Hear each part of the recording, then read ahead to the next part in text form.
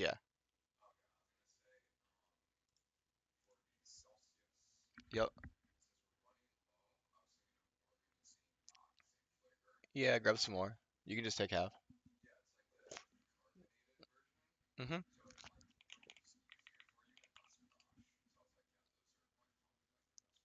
Sounds good to me. Thank you.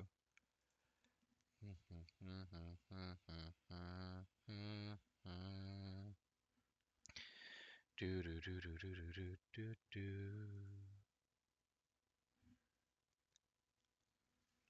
Hey Asa, how's it going?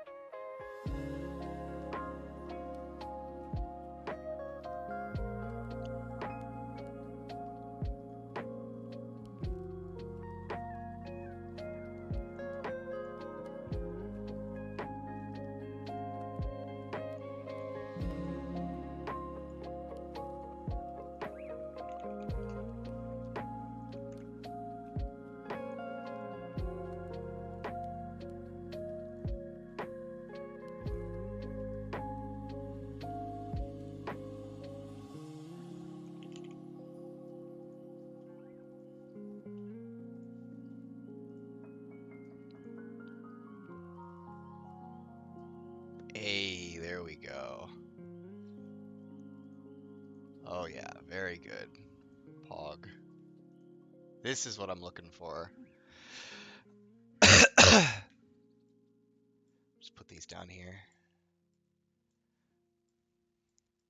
League of Legends will go right there.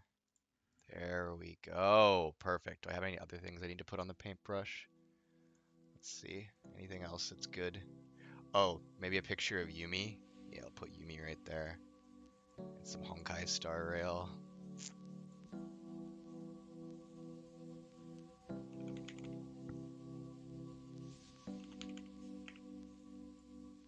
There we go. And maybe some Cult of the Lamb. Like right. Yeah, perfect. Okay, anything else? Oh, and then League of Legends PvE. Um, and the Riot client. Perfect. Okay, beautiful. Beautiful. Now my desktop is perfect. Oh my god, this splash looks so good. Wow. Wow. I'm so excited for this guy. Uh This guy is gonna be so cool. This guy's gonna be so cool. Hey folks, how's it going? How's the volume? Is the volume good? La la la la la la. Okay. I need to really quick post on Twitter that I'm streaming.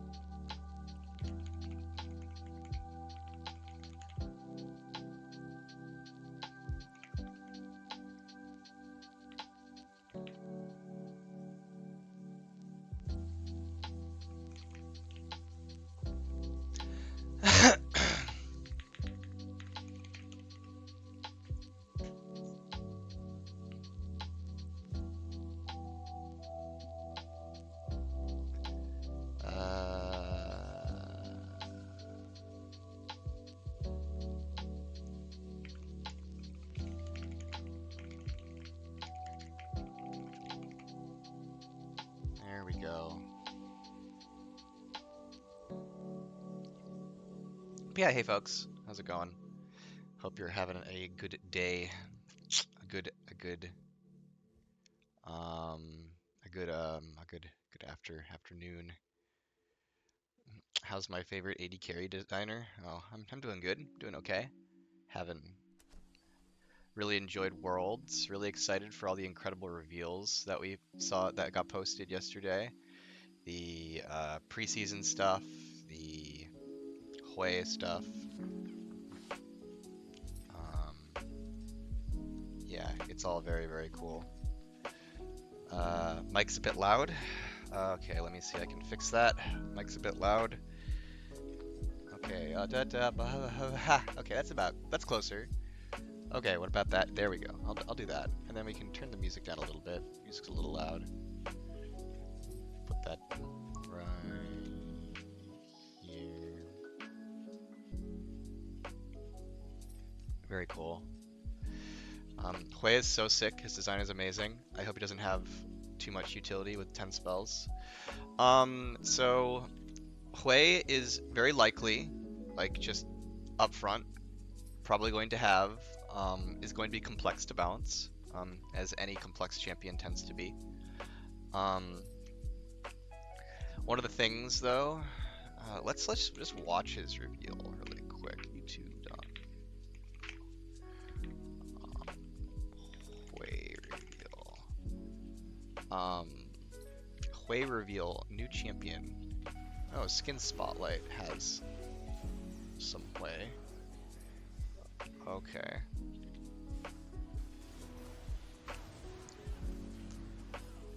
So that's him over here.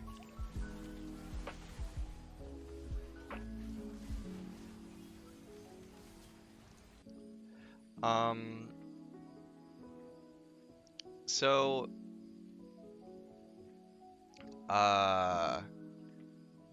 so the thing about HWEI, I saw initial questions that a lot of people are saying that like so yeah, so first of all, let's go through his kit. He's got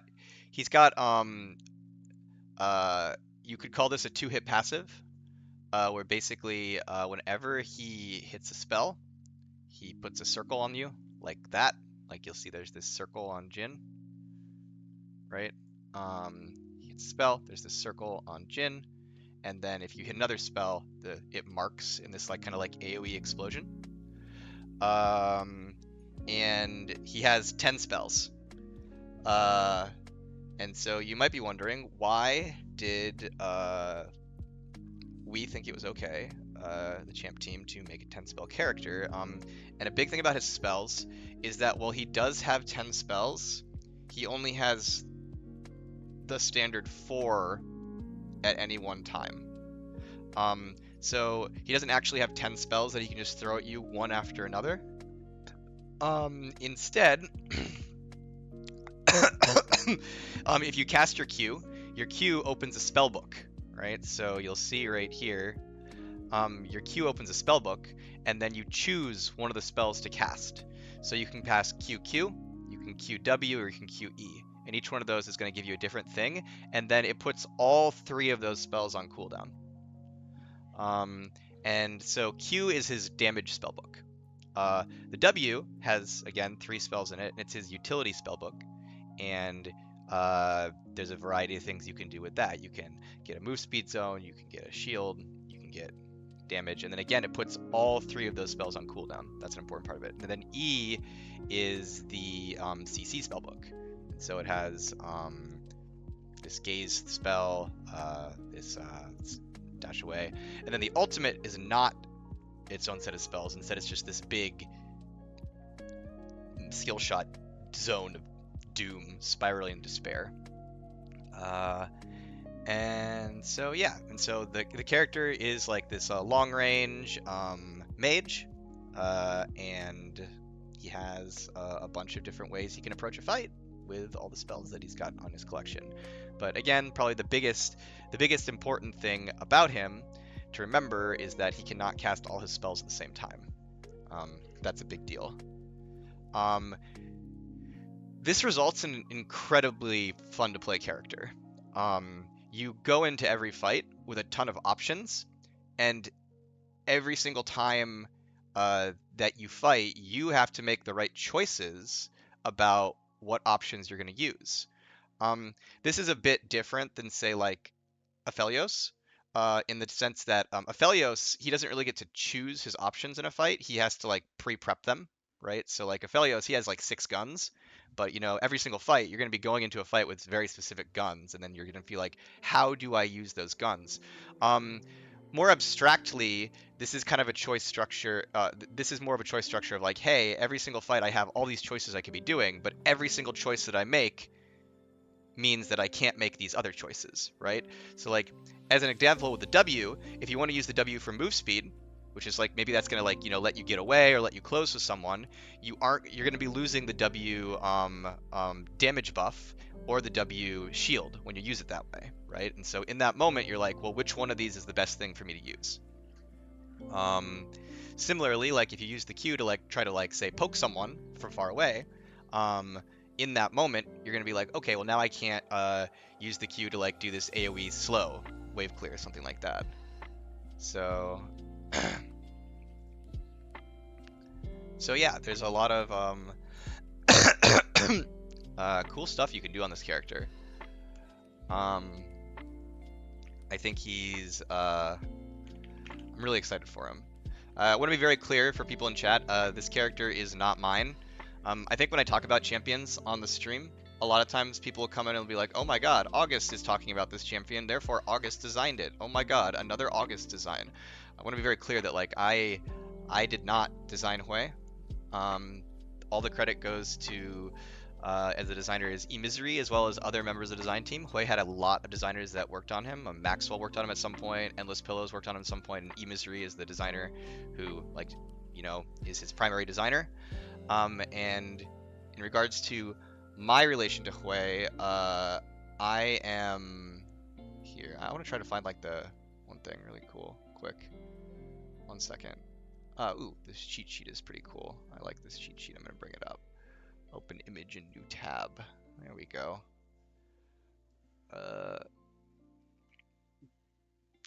In regards to my contribution to HWEI, the only thing I really did on HWEI is HWEI is like the last character that I was the lead champion designer on. And as the lead champion designer, when you're working on a champion, you're not the primary designer on thing, and your goal, your idea is to help that designer, make the coolest thing possible. And so I got to have a really great time, helping out, giving feedback on the guy. But want to make it very clear that I'm not his designer. Hey SpiderX, how's it going, man? Thanks for the 65. Wow, 65 months, dude. It's been so long. I noticed you're popping off on Twitter as usual. How's it going, dude? Thanks for stopping by. What was his code name and placeholder model? I'm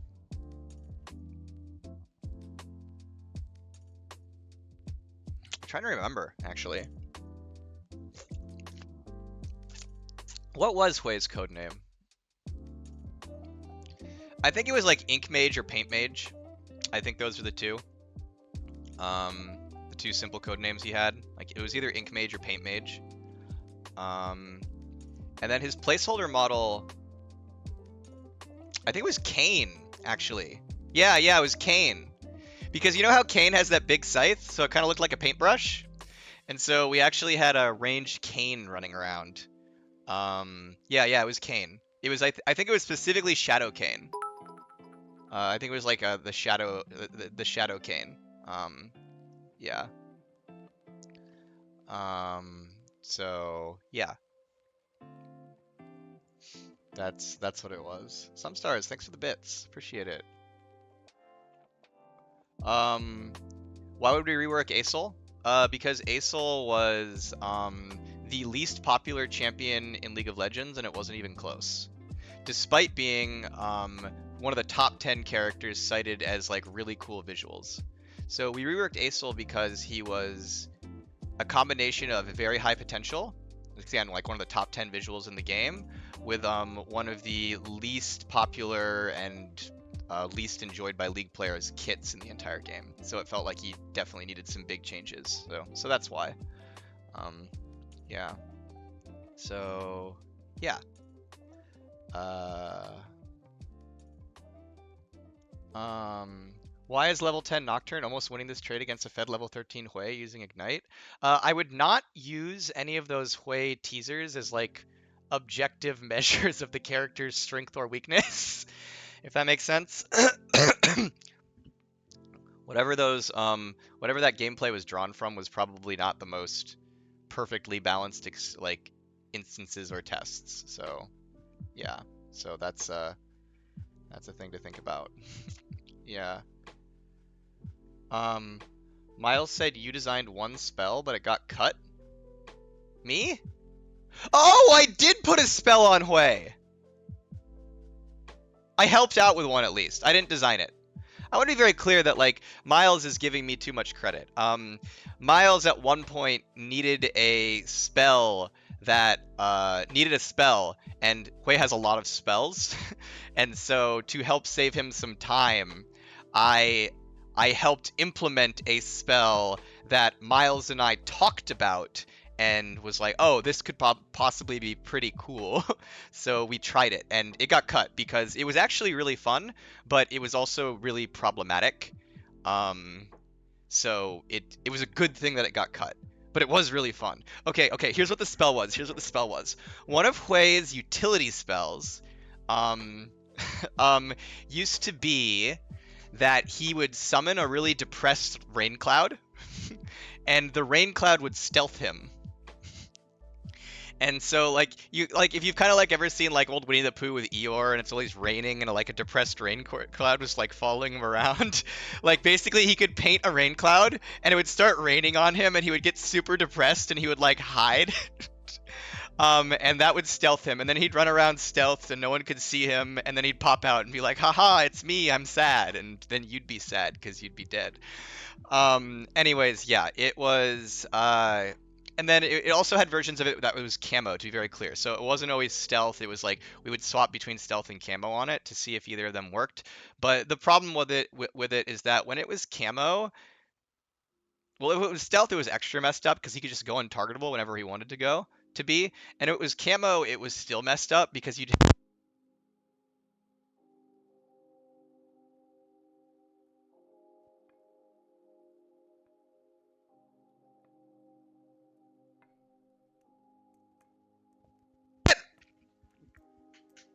Why? I'm sorry. If everybody who's been to my stream in the past few days, my mic is currently broken. I need to buy a new one, which I'm going to be doing with the, some of those subs that Dragomaster donated before. So thank you. But yeah, I need to buy a new mic. So anyways, but I fiddle around with the cord on mine, and it keeps breaking. So yeah, my bad.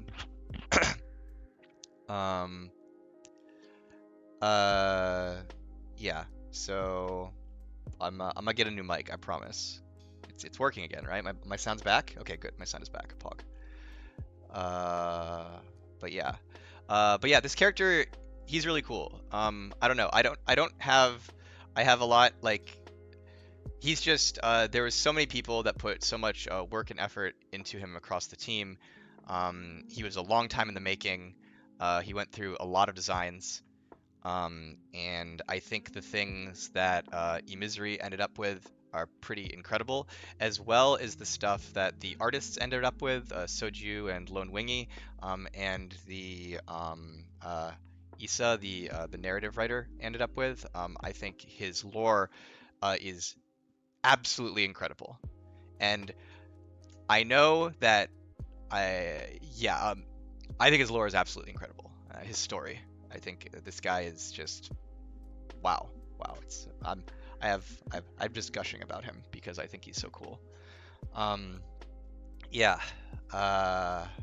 What was the problem with camo? GM Lassos, the problem with camo. Oh, did I cut out before I said it? The problem with camo is that it's just kind of. For those of you who don't know, camo and stealth are like very, very powerful and somewhat messed up mechanics. That doesn't mean they're bad design. It doesn't mean we should not make them. But camo and stealth are just, you know, like stealth is like I can go instantly untargetable and people can't see where I am, and camo is like I can roam and you can't find me because I'm roaming and killing you, right? Like if you ever get ganked by a Twitch, right? It's like that's how camo can be kind of crazy, right? And so for a guy who, you know, does a lot of things, even though we really liked some of the things that camo with stealth was doing on his kit, it ended up being like pretty rough. So yeah. So one of the things that the HWEI team was like, and eMisery was very careful about on this character is because the guy has 10 spells, it means he's going to be doing a lot of things, right? And so one thing that was very important to think about when making the character is what are the things he can't do, right? And this is something we think about a lot with champions. And by the way, we don't always get right. As an example, as a Reddit has mentioned, and I mentioned, Zeri is something that I, as a designer, didn't get perfectly right. And one of the bets I made with Zeri was, hey, I'm going to make a character who has lots of mobility, and the thing she won't have is lots of damage, right? And that ended up not really working out perfectly. It was a big risk and it didn't work out.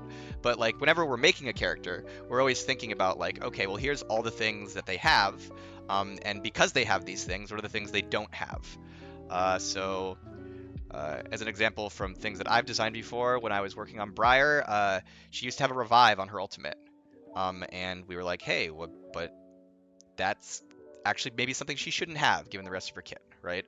And when the team was working on Aphelios, they were like, he's gonna have all these guns and all these things you can do, and here's the thing he won't have, which is mobility. Aphelios doesn't really have very good mobility, and so when working on HWEI, that was another thing that the team was thinking about. Is okay, here's all the things he's gonna do because if he has a lot of spells, and here's the things he's not gonna be able to do in regards to that. And so one of the things that the team realized pretty quickly is giving a character something like stealth. When he has all the other things he's doing, actually ended up feeling like, you know, kind of unfair, and so it was a thing that they ended up moving away from. Yeah. Why does he have a choker? Why not? This guy looks so good. Like, oh my god, I love how HWEI looks. He's so beautiful man. Very cool. He looks fun. How is he in support? I can't confirm how he is in support. I've been out for a month, so I don't know how good he is there. I do know that I've definitely played against HWEI support, and it's definitely felt like it can work. I think it's something we're going to have to be careful about. HWEI is intended to be a mid laner, and so because of that, like we don't want a thing where it's like, you know, players have reasonably criticized us in the past for like, hey, you make these mid laners and they just end up as supports and you can't even play the mid lane, right? And so we're going to be pretty. We think it's pretty important that you can definitely play him mid lane. And so if we have a situation where he comes out and he's like super strong as support and not as good mid lane, we'd probably adjust that. We want to make sure he definitely can be played mid. But that doesn't mean we're gonna like make it so he can't play support, at least initially. Again, when it comes to designing for alternate roles, we always have to consider it's like who's playing the character where, and does it like if we can balance it here, does it mean we can balance it there, etc., etc. How many CCs does he have? So HWEI has he has a decent amount of crowd control on his kit. But often it involves like choosing it in a certain way. So his E spells, his 3 E spells are all CC, and so he has to choose one of them. His Q has 1 CC, but if you choose the CC, you're not using the burst damage on the other spell or the range on it. And then his ultimate is a slow zone if he hits you with it.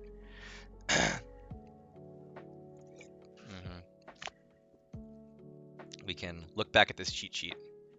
So the Q is his damage spellbook, subject disaster, and it's got stuff like the E, like wave clear and zoning, artillery execution, things like that.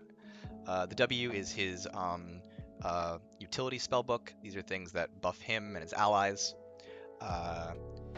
And then the E is his CC spellbook, and so these are things that are primarily about like more hard CC, stuff like that. And then the ultimate is this big angry zone.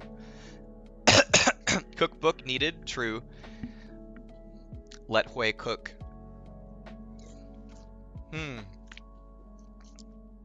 Yeah. Shouldn't the leaderboard bug be easily fixed? It's been a while. I don't know anything about the leaderboard bug, but I'll tell you right now that if a bug isn't fixed, a lot of times it's not because Riot's lazy. It's not because Riot doesn't care about you. A lot of times an easy bug that's not fixed often is because it's not very fixable, right? Often it's because it might seem easy, but it's not.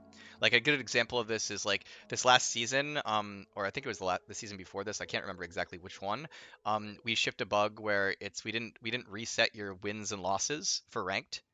In terms of like what you see in the end game screen, because normally like when a new season happens, you go back to 0 wins, 0 losses. And the reason we never fixed it really during that season is like it actually is a very very difficult bug to fix. It was not like a simple like you just snap your fingers and fix it, even though it seemed like an incredibly easy thing to fix. um and so just letting you know that like if there's some nasty bug that's happening, and you're like, Riot is so lazy, they don't care, why aren't they fixing this? A lot of times what might be happening is that it might actually just be way harder to fix than you'd think. um, some things can be deceptively complex or deceptively difficult. And then other times, legitimately, sometimes we don't know. One of the things that a lot of people think is that Riot is like omnipotent. They're like, oh yeah, well of course Riot should know about all their bugs in the game. Why wouldn't they? And so if they're not fixing it, they're lazy or they don't care. And then the secondary part of that is if they don't know, they're lazy or they don't care. And I would just say it's just like it when you have a game like League of Legends and that's so complex and there's 160 billion different combinations and things that could happen, there's legitimately just sometimes the bugs that just slip by, and it's just like the reason it's not fixed is because no one in the position to fix it has heard of it yet. Um, so sometimes that's something else that can happen with bugs. Um, so yeah. Hey, Winners Ward, how's it going, dude? Good to see you. Yeah. So like as an example, like sometimes I'll like fix a bug on a champion I worked on, and people will be like, August, why did it take you so long to fix that bug? And my response would be like, I literally did not know it existed. And once I knew, I was able to just hop on my computer and fix it up. And you could be like, well, August, doesn't that mean that your QA sucks? And no, our QA teams are great. They do like a lot of really great work, and they generally find tons and tons of bugs. But again, it's just like when a game is as big as League of Legends, there's always stuff that can slip through the cracks, and it's just like how do you find the bug and get it to the right person, so that they can fix it, as well as things like repros, right? Like sometimes finding bugs aren't enough. Like there's other bugs where it's like I kind of know they exist, but I'm like I can't repro them, and until I have a way to repro them, I can't fix them. For those of you who don't know, repro is like reproduce, meaning that like the way I fix a bug is I go into a tool and I'm like, okay, I'm gonna use this character and I'm gonna see if this bug happens, and if I can't reproduce the bug, it means I can't know if I fixed it. Does that make sense? Because like the way I would do it is I would reproduce the bug, see it happen, I'd make a change to fix the bug, and then I'd try to reproduce it again. And if I can't reproduce it again, I'd be like, yeah, I probably fixed it, right? But if I can't reproduce it to begin with, which sometimes this happens, sometimes there's like bugs that for whatever reason they exist and we know they exist, but we can't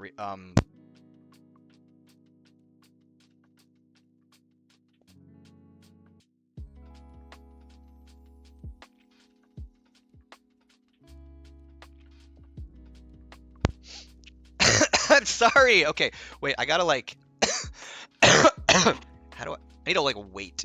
Maybe if I put this, okay. So what I'm gonna do, right? I'm gonna take my phone and I'm gonna put it on the cord. So now, now, how am I gonna screw up my mic if my phone is there? Like it's just I'm a genius. This is what it takes to be a designer. Take notes, chat.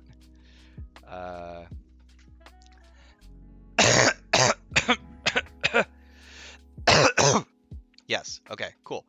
HWEI looks sick. Agreed. I think this guy is so exciting. I think, oh my god, so cool, so cool. I got a question regarding the skill ceiling from HWEI. Is it mostly decision-making combos you have to know, or is he also mechanically difficult? I would argue it's a combination of the two. So I wouldn't say that HWEI is mechanically difficult in the way that, like, say, Azir is, or Yasuo is. In terms of the way those characters are mechanically difficult is, like, you literally have to have, like, 200 APM. Right? Like, Yasuo quite literally rewards you for the more APM you have, the better. This is similar to characters like Azir, Aphelios is like this, many AD carries are like this, Zeri is definitely like this, K'Sante is like this to some degree, Callista is like this. Like, one of, like, the hardest to play champion sets in League of Legends are the characters who have, like, insane APM. Aurelia, Ezreal, right. And that's just actions per minute. So many. I'm just typing and doing all this stuff, and, like, that's high APM. HWEI is mechanically complex. He is hard to play. I'm not going to tell you that he isn't, because he is. But he's not really that because of insanely high APM.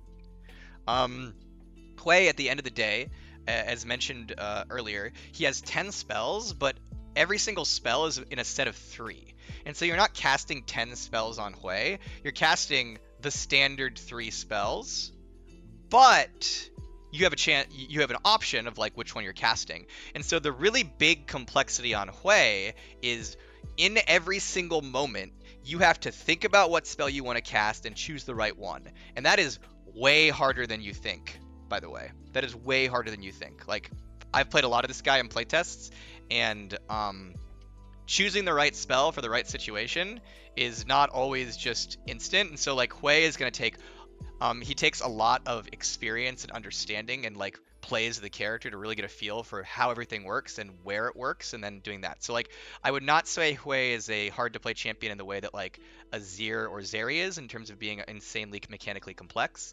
I do think he's more mechanically complex than many other mages, because you're doing these double inputs. But a lot of his difficulty also comes from decision making and understanding the ups and downs of all your spells and when the perfect time to use them is, which is actually, like, quite a bit. One of the things we see in League of Legends in terms of champion design, and this isn't just HWEI, is players will get used to casting certain spells and forget to cast other ones.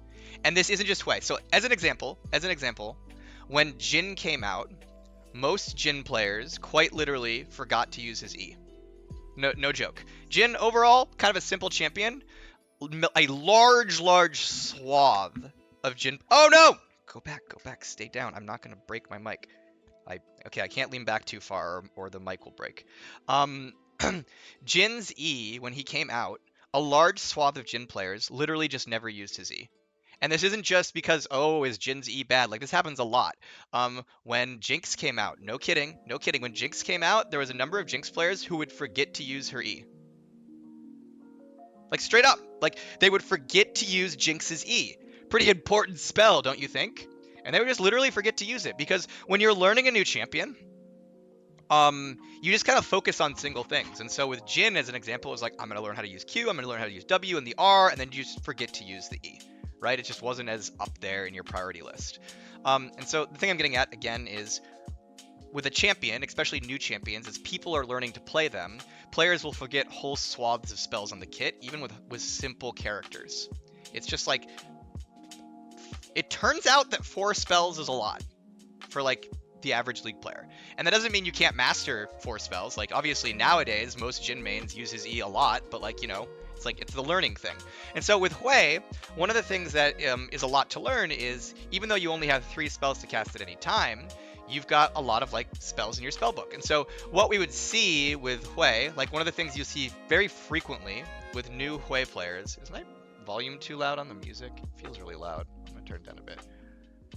One of the things you'll see with new HWEI players is new HWEI players will probably, like, get certain spells in their heads and forget to cast other ones. So as an example, it might be that in lane, you're like, I'm going to cast a lot of QE so I can wave clear. And so you'll get used to casting QE, QE, QE, QE. And then come team fight time, it might be that you're supposed to cast QQ a lot more. But what we see with new HWEI players is they'll just keep casting QE, QE, QE. Because that's what they got used to, right? And so they'll just be like, QE, QE, QE. And, like, a bad HWEI player will forget to cast QQ. They'll forget to cast forget to cast QW until they get better at the character and remember to use them and remember what cases they're good in. One of my things that I do with HWEI, like one of the ways I play this character poorly is I really like EW. I'm a huge fan of EW. It's you put this zone thing down and it roots people. And so I will often forget to cast EE. I like almost never use EE. And it's not because Crushing Maw is a bad spell. This is actually a really good spell. It's like quite reliable, but I'll just forget to cast it because I like using EW quite a bit. I'm a big fan of the spell. I really enjoy it, and I'll just forget to cast this other spell sometimes in situations where this other spell is just way better. And so that is the way that I think HWEI is especially difficult, is you have 10 different things to keep in your mind, and you really as a player got to figure out when is the time at any given point to use these things. A simpler version to like talk about is like Jinx's rockets versus minigun. For those of you who don't know, Jinx has 2 guns, but unsurprisingly, a lot of players actually only think she has 1 gun. I'm joking a little bit, but most Jinx players, they'll forget to use minigun as the game goes on. They'll just sit in rockets the entire game and just shoot people with rockets because rockets are long range and they're safe and they're easy, right? And the best Jinx players, they're going to learn to switch to minigun.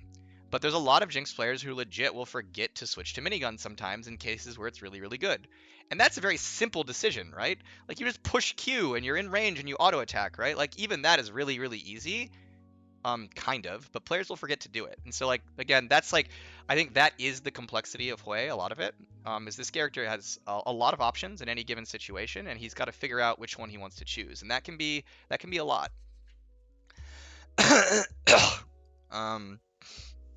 Yeah.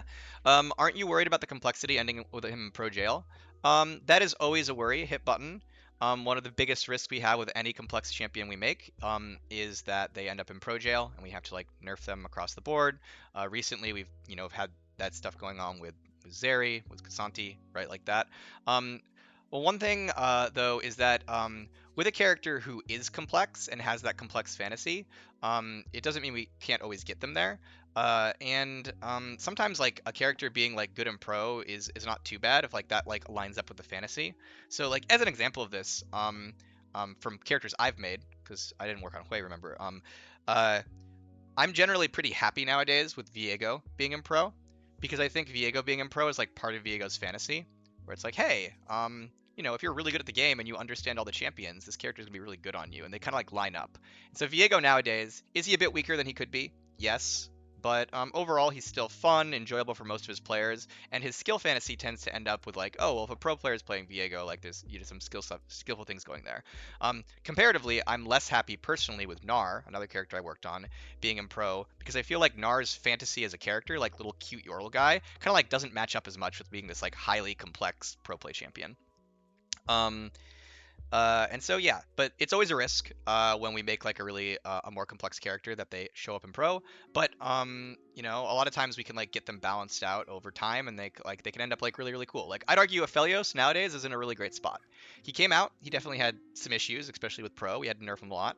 But once people learned how to play him and stuff, like nowadays it's like, you know what, you can like play Aphelios, have a good time. He's a cool dude, and he like also has like cool pro play outputs. So basically just calling out that yes, this is like a known risk whenever we make a complex character, is that they could like, have a lot of pro problems. But that doesn't mean we can't like get them into a good spot. One of the big things though is definitely is that pros will learn characters a lot faster than anybody else, and so that's the thing to figure out. Yeah. So yeah, this guy he's gonna be really cool. I cannot wait. Will he be on PBE for 2 weeks? I have no idea what his PBE schedule looks like. I've been out for a while, so the only information I have for you right now is the stuff that like Riot has already revealed to some degree. Yeah. I appreciate that you guys didn't shy from creating complex champions after 2022 champs kind of took over pro, Kasanti and Zeri. Yeah, so our belief, and I should say like this may be my belief because I was champ lead for a bit, but I've talked this about other people. My belief is that League of Legends looks best in terms of champion release cadence when we release a good mix of complex and simple characters. Sometimes people will come in and be like, "You made another complex champion. What's wrong with you?" And I'd be like, "Well, that's fine." And sometimes people will come in and we don't want simple characters, and I'm like, "Well, yes, we do." And so I think one of the things that we targeted this year at, as an example, is we had a number of characters that we wanted to be pretty simple. Nefiri being like the primary one, but even Briar and Emilio are more on the simple side. And then HWEI was always planned to be like, and here's that that complex project that we're working on. That's going to be a little crazy, and a little like really just really pushes the limits. And I personally believe that both of those types, the simple characters that are more straightforward and the characters that push the limits of the game, are like very, very important. Um, there was a Reddit thread recently that had me clipped saying that I feel like Zeri was like one of my bigger failures in game design. Um, I'm always sad about Reddit clips because they sometimes lose a bit of the context of like why I say those things. Um, for me, Zeri was a big risk. And characters like Zeri, characters like Viego, characters like Silas, for me those are big risks. And the idea is being that like when we make a character like that that's very complex and pushes the boundaries of the game, there's a big upside to that because when you do them really, really well, like Silas, I give an example of Silas as a character who's done really, really well, although even he had like pretty major pro issues for about the first year of his release. Long term, Silas has turned out great, but he had some big problems when he first came out. Hydrate, I got you. But that ends up like pushing the boundaries of the game and really opening up League of Legends to new experiences and enjoyable play patterns. And so like long term, Silas has been incredible for the game. And it was really important that we took that risk for Silas to make that more complex, game-bending kind of experience. And so I think it's like very important that we continue to do those. HWEI is one of those more complex game-bending experiences that you're going to see.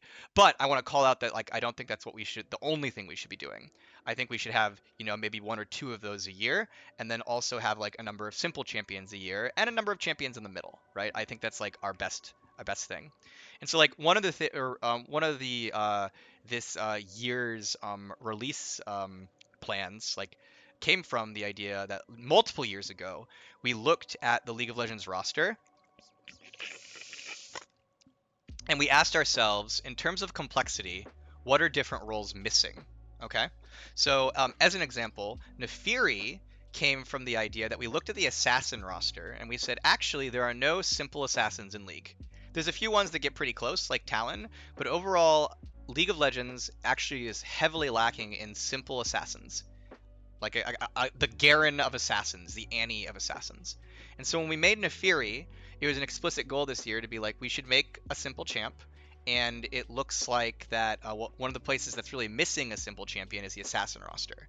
And so let's like give players a like simple mid lane assassin. Is Talon a simple assassin? Talon's probably our closest to a simple assassin, but like old Talon was even simpler, as an example. Garen is a simple assassin. True. And so when we were looking at HWEI, another thing we do is like, again, we like evaluate the roster and we see like, hey, are there characters that are like we're missing here? And one of the things that we found is that we were lacking a complex traditional mage. And I want to say, when I say traditional mage, I mean characters like say Ziggs, Ari, Brand, just trying to think of more, Vagar, stuff like that. Like characters in the sense that like, I'm a mage, I go out there and I shoot you with my spells and try to kill you with my spells, right?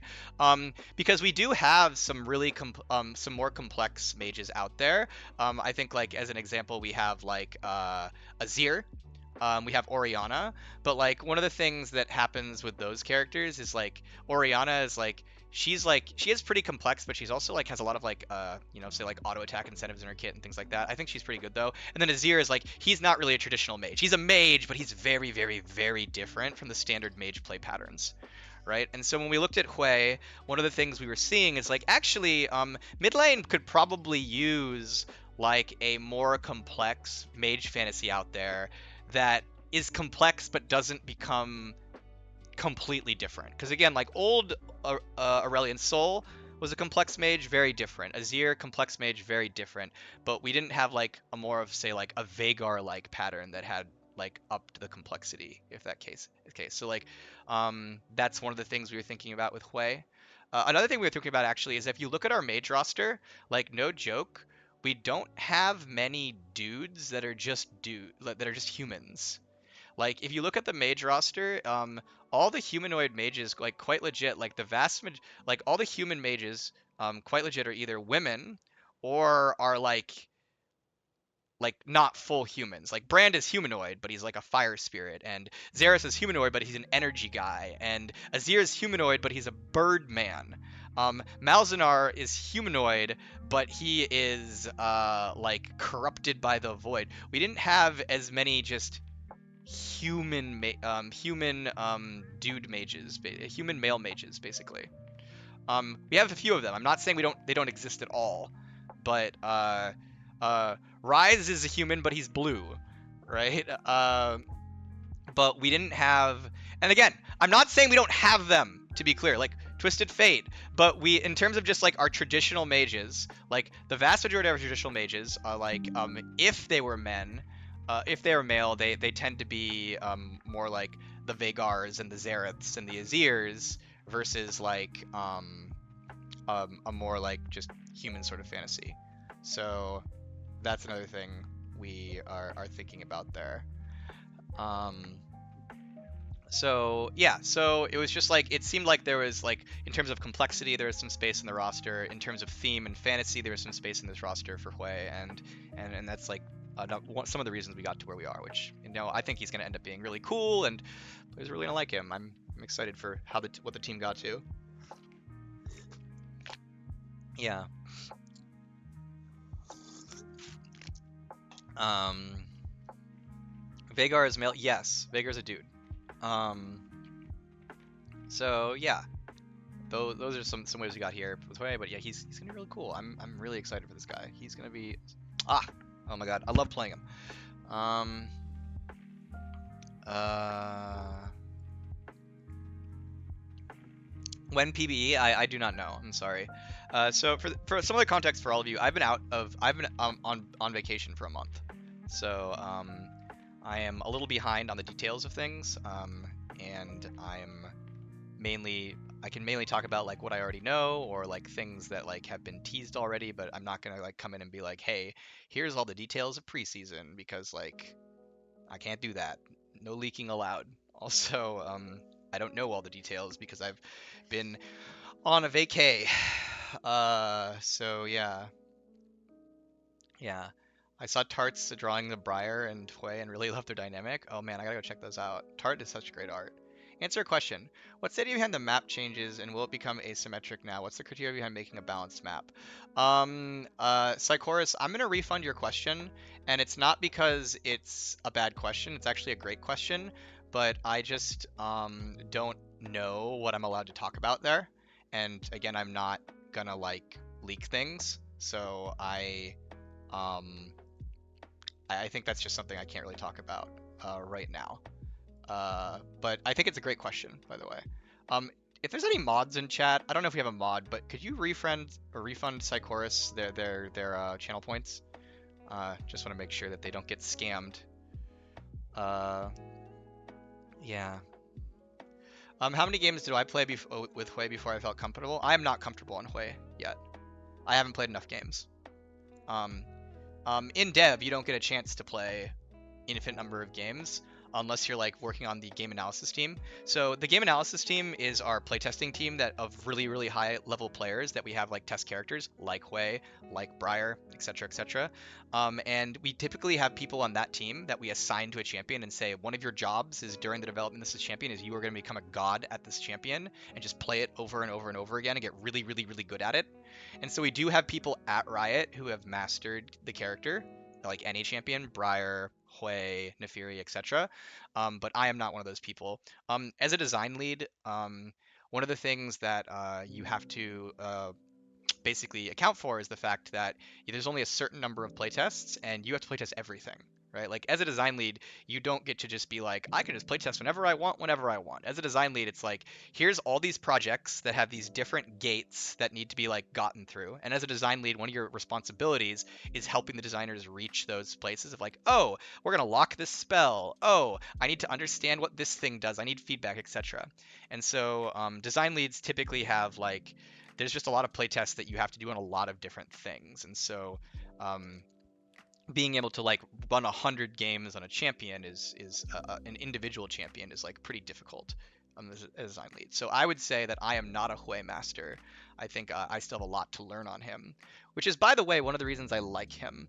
I think he's very fun to play, and when you play him, I think he has a really good aspect of complexity where it's like when you play him, you kind of like screw up and you're like, oh shit, I should have done this.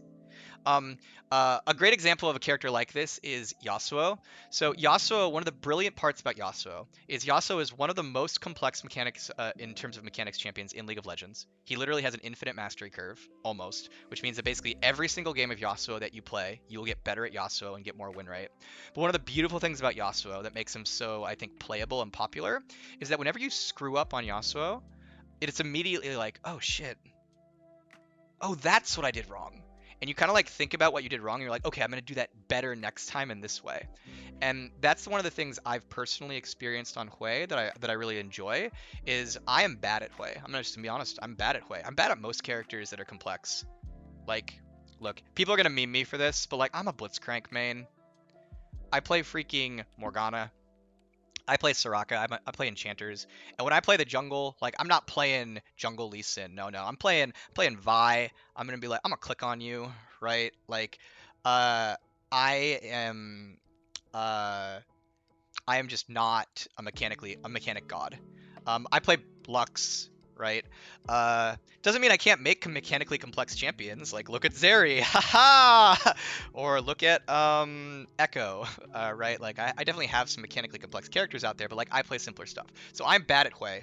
But one of the things that I love about playing this character, because I have played a decent amount of him, and I really enjoy playing him, is that when I play the character, um, I always feel like, oh my god, I used, here I'll show you. I used QQ and if I just use QE, I live there because QE is a zoning tool. Or I used QW to shield myself, but actually I needed to use QQ to run away. I'm sorry, WW to shield myself, but I needed to use WQ to run away. And so there's a lot of moments like that where you're like, oh man, I needed to use this, but I did that. And so there's this really good feedback loop that you run into when playing him of like there's a really good feedback loop you run into in playing him of like, oh man, I wanted to do this and I did this and oh actually I screwed up, I should have done this, and so next time I'm gonna think about doing that. And so I enjoy that. That's fun. I want a female champ with a katana with a playstyle of Yasuo and Yone. Oh, so like Yasuo and Yone's sister? Pog. I always joke that we should make Yasuo and Yone's sister. We need to make Yasuo 3 and it's a samurai girl. How cool would that be? Like, I feel like half the people in chat when they hear that, they're like, that's the coolest thing ever, Riot please. And the other half are like, oh my god, not another wind sibling. Anything but a wind sibling. Please. I don't know, I think it would be so cool though.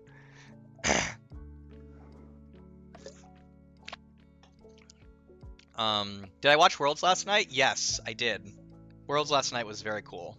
The series wasn't that cool. It was just kind of a stomp, but SKT had the thing. And like what I'm hoping, Faker Ari skin. Riot please, right? Faker Ari skin? I don't know. Did he even play Ari? I don't remember if he even played Ari. But man, Faker Ari skin. Calling them SKT? Sorry, T1. I should just call them Team Faker, right? Answer your question. Please answer me one thing. Riot wanted to make Rise easy and simpler and not complex. He became an EQ meme, and then Riot brings out HWEI with 10 spells. So why?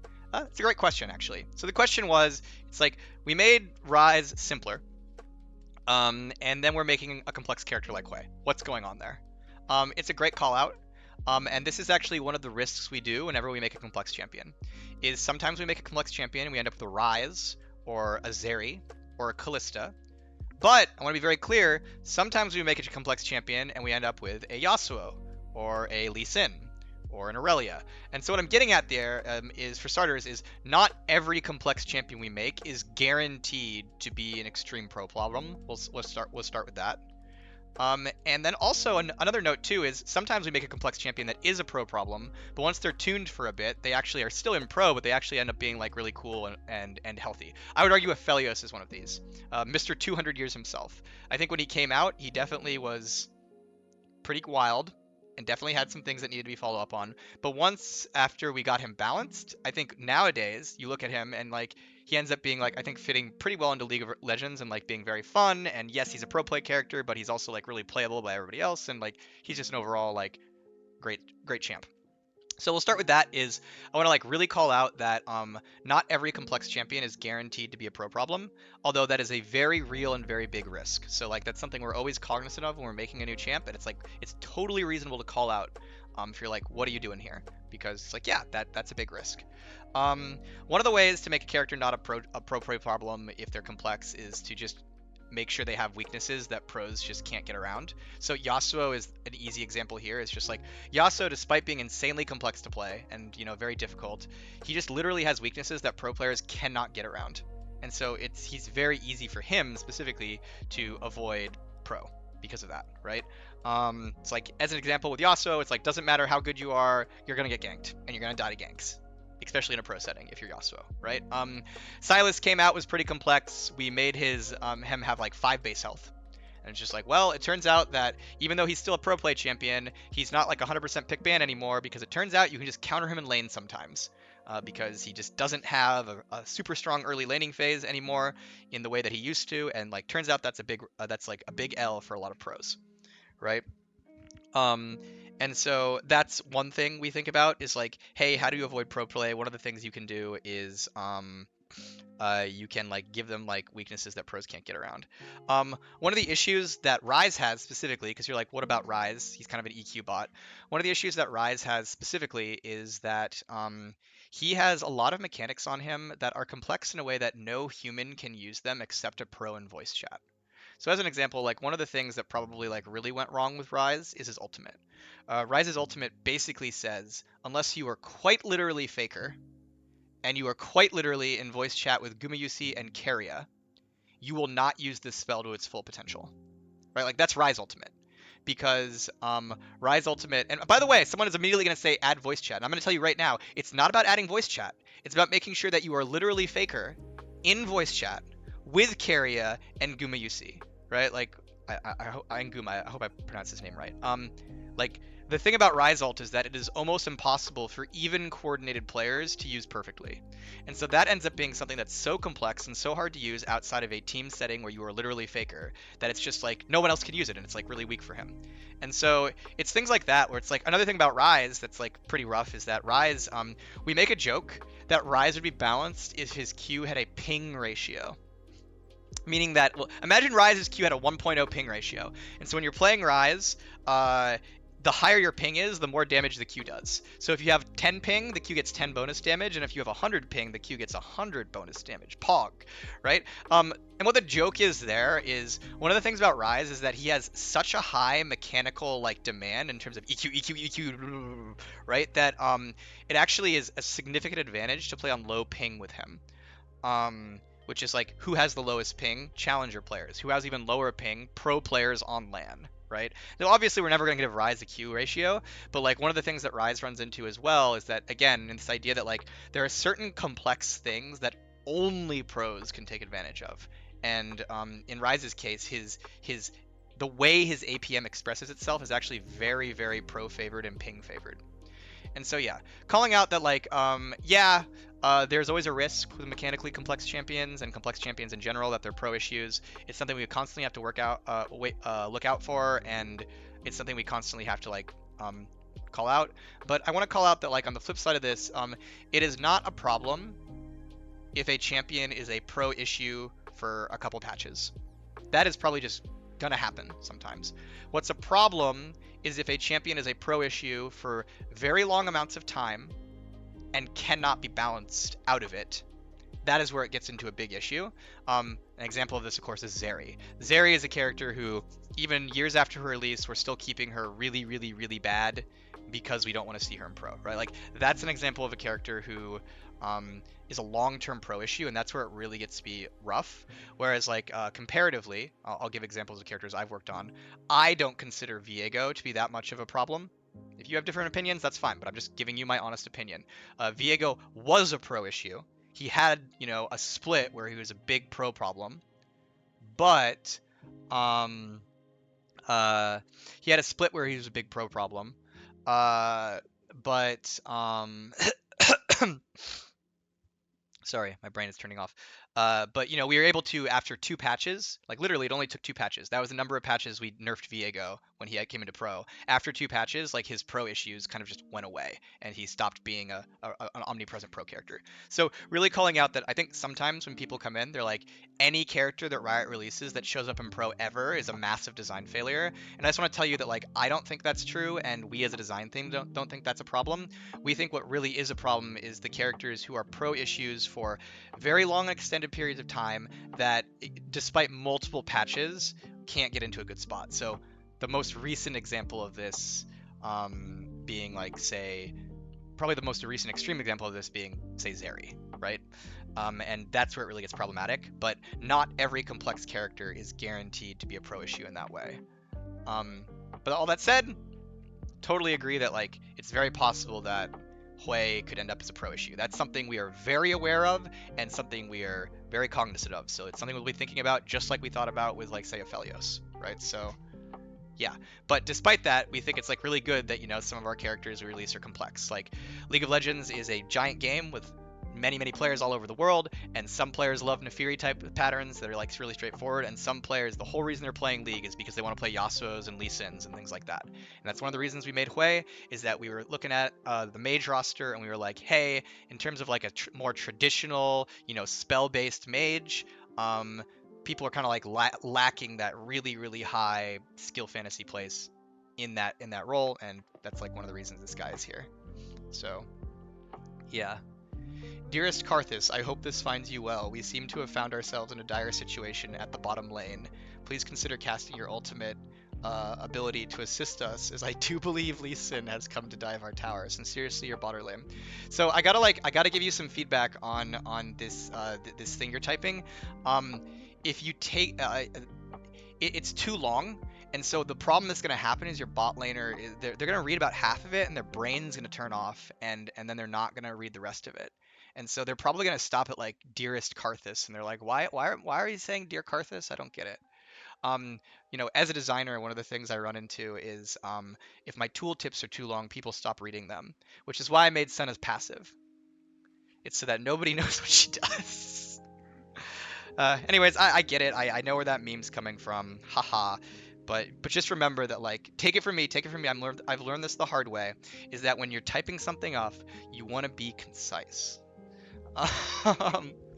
If you make your character's passive too long, people aren't going to read the passive, and they're just going to go by feel, okay? Yeah. But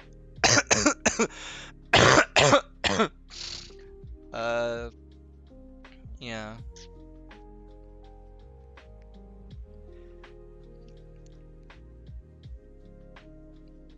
Has anybody thought about reverting Rise back to other iterations? My personal opinion is that it might have been a mistake to turn Rise into EQ, and I'll give you my thoughts here. Sometimes when a character is in pro, that's a good thing, because that's about their fantasy, right? So as an example, one of the reasons that I think I'm really sad about Gnar and how Gnar turned out is when Gnar is in pro, players don't then look at Gnar and they're like, oh my god, that guy's so Mechanic Man. I want to play Mechanic Man, and then they go play Gnar, right? Whereas, like, comparatively, when Lee Sin is in pro, people are like, oh my god, it's Mechanics Man. I'm going to go play that. And they play Lee Sin and they lose all their games and they have a great time. So what I'm getting at there is, like, some characters, if their kits are highly complex and highly mechanical, they actually can just sit at really low win rates, well balanced around pro, and still be, like, in a player perception, super viable and good. Aphelios is like probably like one of the best examples of this. Aphelios typically has one of the lowest win rates in League of Legends, but that typically isn't like a detriment on Aphelios because everybody knows Aphelios is impossible to play. And so when you play Aphelios, you're not like, my character sucks. You're like, I need to get better, right? By the way, there's a win rate that's too low. Like, one of the reasons we did like updates on Zeri and Yumi and Kasanti is that we don't think it's acceptable for a character to say be like below a 44% win rate and still have to be nerfed for pro. And so Aphelios, he like sits at like 46 to 48, right? And that's a lot different in our minds than sitting at like 40 to 44. So just trying to say that there is a cap on how complex the character is for pro. And so I would say with Rise, I think one of the things is like nowadays he's probably significantly more balanced in terms of he can sit at a higher win rate in solo queue while not being in pro as much. But at the same time, it's like the old like giga mechanical Rise from a player perspective was probably more complete, if that makes sense. Because it was like, oh, I see him in pro and he's really hard to play, and then I'm going to play him and I expect him to be really hard to play. Whereas nowadays he's still hard to play, but he's less mechanically interesting, will still, like, at least historically, having to be bounced around pro. And so my hot take about Rise would be like, I think the Rise is probably his biggest problem that we should deal with if we ever deal with it is his ultimate. Like, I legit think he needs a new ultimate. I mentioned it earlier, but I think that spell is only usable by Faker in voice chat with Keria. And so my take would be like, I think Rise's base kit could actually be more mechanically complex. But I think the ultimate is what would need to change. The ultimate would be the thing that like I think is really holding us back here with his design. That would be my personal take on Rise. So, yeah.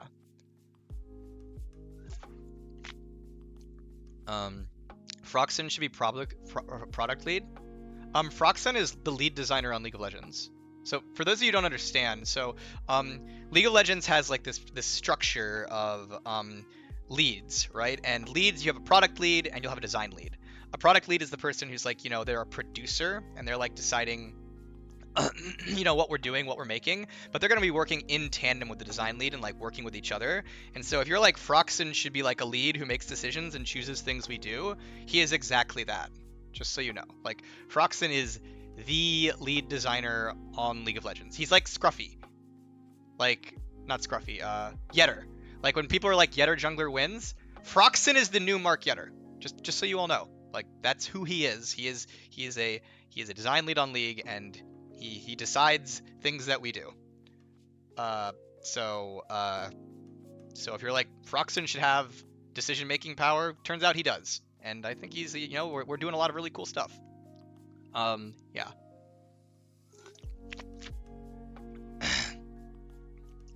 So proud of him. He used to be my roommate. Back in the day, we used to live together. He's come so far. Ah! I remember he used to be what we called a wintern because he was from Australia, and so he got an internship in the winter, and he came to Riot as an intern 2 winters in a row. And the way Froxen got hired at Riot is he has a YouTube channel actually. And his YouTube channel was a lot of guides on how to play League and how to play mid lane and things like that. He's actually like he's like a super intelligent or like really thought out guy in terms of mechanics and stuff, and like he made YouTube videos about like here's how you play the game. And one of our design leads at the time saw his YouTube and messaged him, and they were like, yo, you could maybe be a designer. Do you like want to like intern with us? And so he came over from Australia with a winter internship for 2 years. Obviously did a great job there, and then hired him, and then over the years he's just been getting better and better and better. Yeah, so I think yeah, just Froxen, awesome dude, good friend of mine, great ex-roommate, incredible chef, and now design lead of League of Legends. So Pog. Yeah, Froxen's awesome.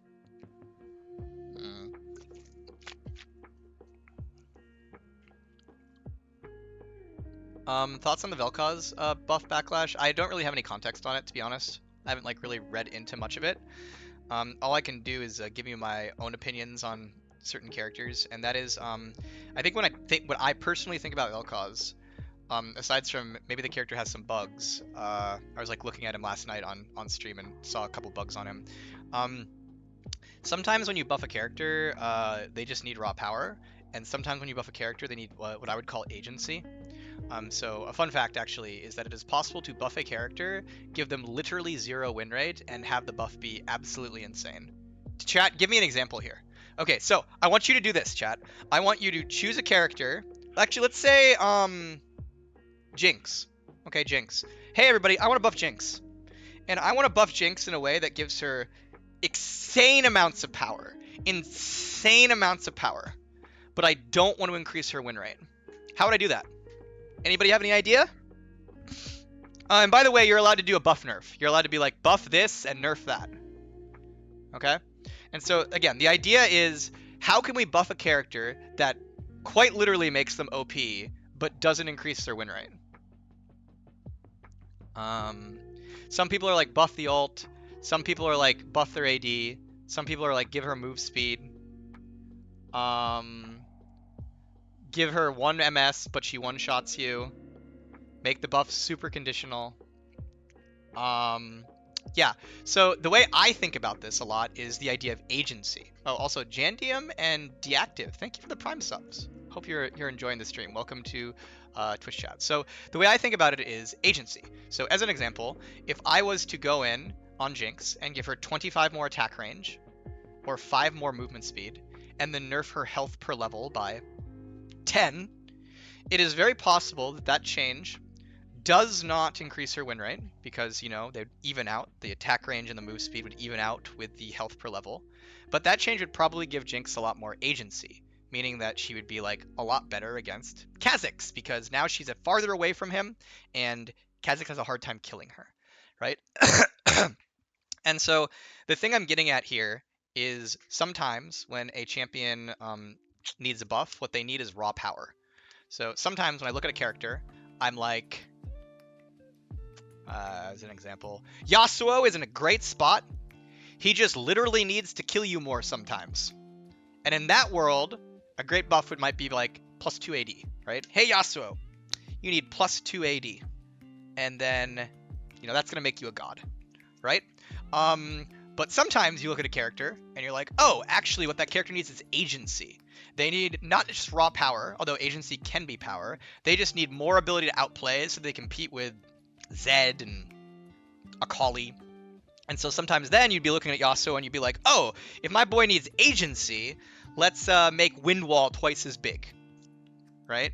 And it's like, you can imagine a patch where we doubled the size of Windwall and his win rate didn't increase all that much, but it's just like, oh heck, now people can't hit you with Windwall, right? And so I don't have a lot of context on Vel'Koz, but I'm just like giving you like thoughts of thinking. It's like there'd be this question about like, hey, does Vel'Koz need agency or does he need raw power? I believe we buffed Vel'Koz's passive damage, and so again, not going to tell you how strong that buff is, but things I would personally think about on if we buffing the passive damage. I think that's what we buffed. Let me go take a look. Lol wiki Vel'Koz. Do we know what we buffed? Oh, AP ratio damage on the passive. Okay, cool. That buff definitely has raw power to it. You're just going to do more damage. One thing about mages is mages are very threshold based. So actually this is something I think about a lot on Jhin. So sometimes I would argue, as an example, that if I buffed Jhin and I gave him more damage, like let's say I buffed his Q damage, that's actually a lot more agency than, say, buffing Jinx's AD. And you might be like, but August, that's the same. You just both gave them damage. What's the difference? Can anybody tell me the difference between buffing Jin's damage and buffing Jinx's damage in terms of agency? Does anybody have any idea why I would say that buffing Jin's damage is higher agency than buffing Jinx's? Does anybody know? Can anybody think about it?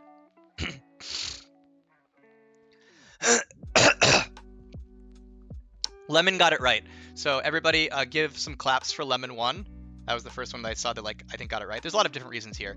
But Jhin is a threshold-based character, and he has kill ranges. Basically, when Jhin walks up to you, he has 4 bullets in that chamber. And if he can hit you with all 4 of those bullets and you're dead by the end, that is significantly more powerful than if he's 10 damage short, right?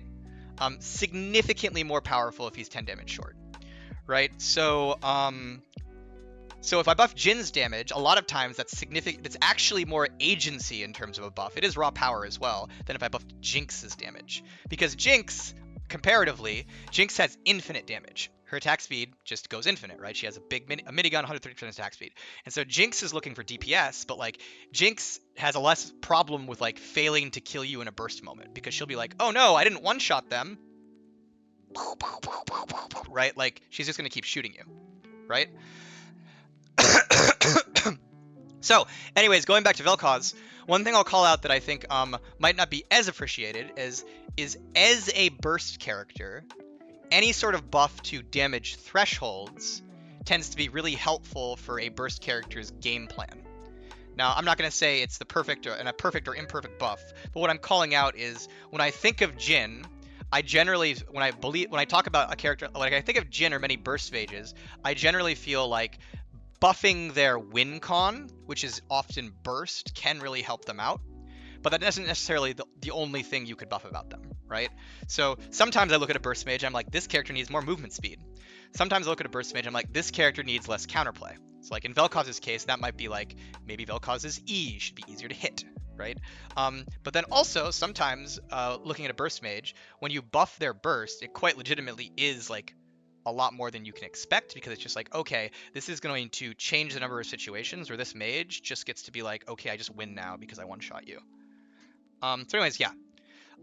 Can't really get in.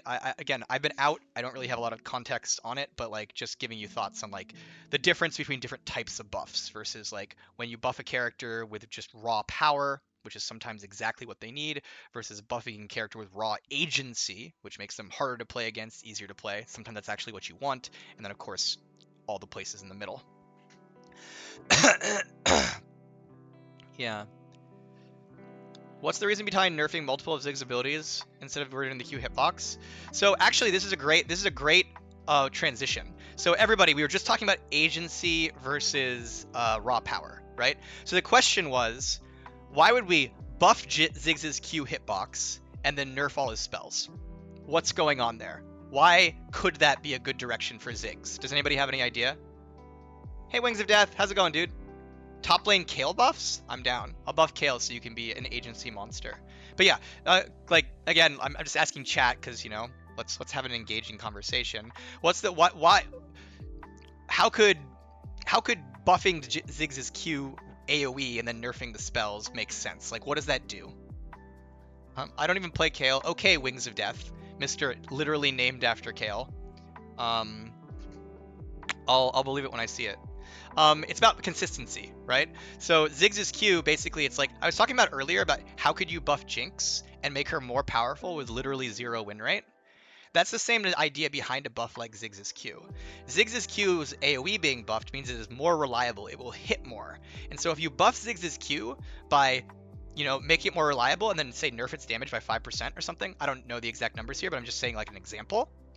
That ends up making a character who's probably more powerful in the long run, especially against better players, because he's just harder to play against. You can't dodge him as much, even if he does a little bit less damage. And so then the question there is that what he needs?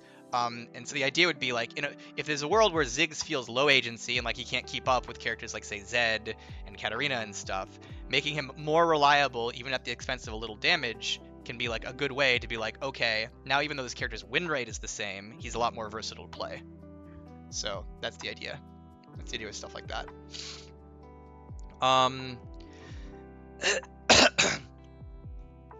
An example of changes that I did like this recently is actually Taliyah.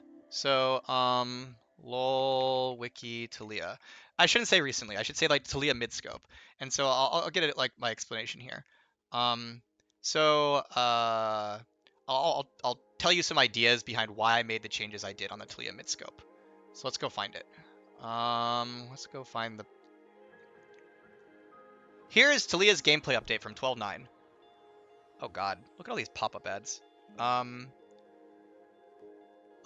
gross. Oh well. I need to get an ad blocker or something. Okay, so here's Taliyah's gameplay update from 12.9, and we're just gonna like go over some of the basics of it. It's like, the passive, look at its fall off timer. higher, right? Easier to use the passive. The Q, I made it so instead of punishing you, it does why am I even showing you all this? This is just, it's just so much text. Okay, TLDR, Talia's passive got easier to use. Talia's Q got more versatile because instead of punishing you with Worked Ground, it makes Worked Ground a buff. Then we nerfed the damage. Talia's W became easier to hit. We reduced the delay. We increased the effect radius, but then we took damage off of it. Talia's E became easier to hit. We gave it real damage, and we made it like stun you. And then Talia's R, we kind of nerfed it, but we made it like more usable. The general idea behind a lot of those Talia changes, and I know some of you liked them and maybe some of you didn't like them. Yeah, we can't read what it is. I'm sorry. The general idea behind the Talia changes was Talia before the changes, I want to be like very upfront with you, was a 56 to 58% mid laner. She was so critically unpopular that you would never see her in your games, but literally she was a 56 to 58% win rate mid laner.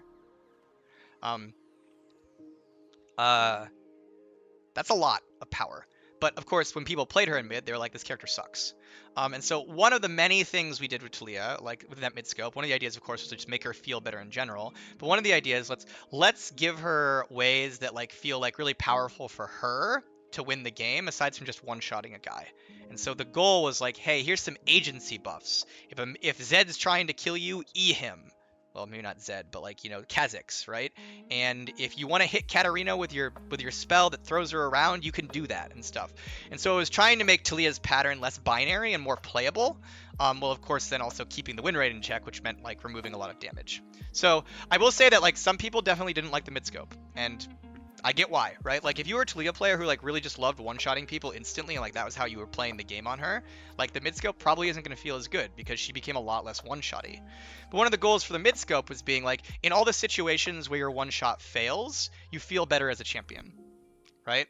Oh, you didn't kill that guy, you could stun him with your E. Oh, you didn't kill that guy, your W is more hittable. Oh, you didn't kill that guy, you still can cast Q instead of having to run away from it. Oh, you didn't kill that guy, your ultimate's actually more usable in a fight, things like that.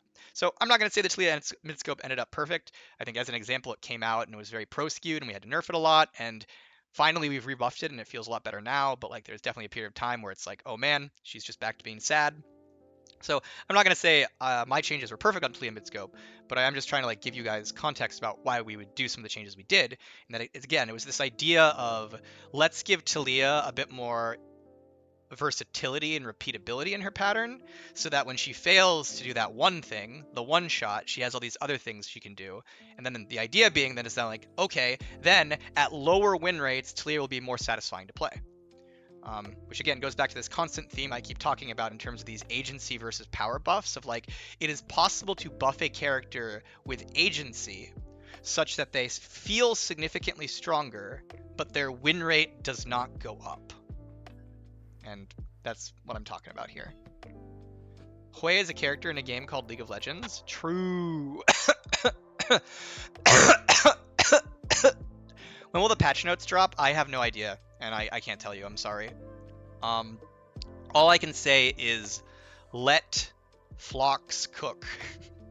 Let the team cook. I think I'm gonna bring up a Twitter post that I saw today that I really love. It's from Froxen, Riot Froxen, lead gameplay designer on League of Legends. Okay, let's grab this. 1 second. Okay, from Froxen, lead gameplay designer on League of Legends. Wait, that's HWEI. I definitely don't just have random pictures of HWEI in tabs on my no, I definitely don't. That's not something nope, just it was a bug. Okay. 1 sec.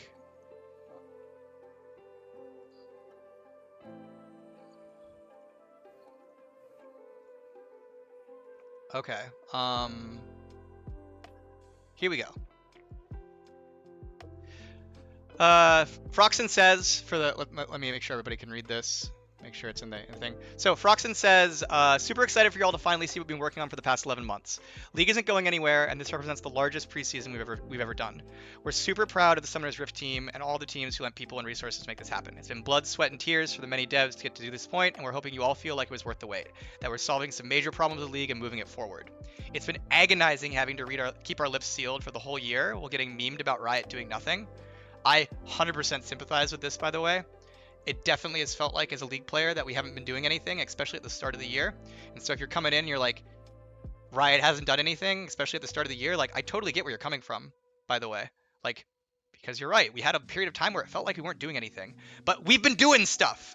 First there was Arena, then there's this, and there's HWEI, and there's lots of cool stuff. Anyways, it's been agonizing having to keep our lips sealed for the whole year while getting memed about Riot doing nothing, so it's a massive relief for y'all to finally see a sneak peek of what's coming up. Hope you all as excited as we are. Yeah, and so all I could say is let that team cook. I am really, really excited for the preseason. I've played it myself. I think it's very cool. I think Froxen is not lying about anything he says in that post. Well, of course he's not lying, but you know sometimes he'll come in here and be like, "Well, that's not true." Like what I'm saying is that like Froxen, like that post is spot on. I think it's like just really true about everything that's going on there, and I think it's gonna be really exciting. And I wish I could tell you more, but like it's not like I'm not gonna leak stuff, and just it's gonna be sick. It's gonna be really cool. There's a lot of really, really cool stuff, and I want to really emphasize a lot of really, really cool stuff. Like when he says it's the biggest preseason ever, it's the biggest. Like it's a lot. It's I can't wait. I can't wait for you all to see. It's gonna be cool. So yeah. Hey Polly, how's it going? Good to see you. I'm new to League. I just joined 2021 and I'm following the game more and more. I love League and I don't care about the negative things that people make about it. Well, thank you, Achitu. I'm glad you really love League. I would say that like I think it's important as a dev not to like let the negativity get us down, but I think a lot of times like negativity comes from a place of truth. It does not mean that literally everything people say is correct. It doesn't mean that literally everything that's negative is okay to listen to. Some negativity is just completely unwarranted and not okay, like attacking devs. If you're someone who attacks devs, like screw you, you're a horrible person. But like, you know, if you're a player of League and you like, you know, you felt like, hey, where's the stuff? It's like I think that's a very reasonable thing to have thought about. And we're doing stuff, and I'm really excited for a lot of the stuff that's coming out. Yeah. So, yep. If you love League before it steals your soul. Yeah. League is a game of all time.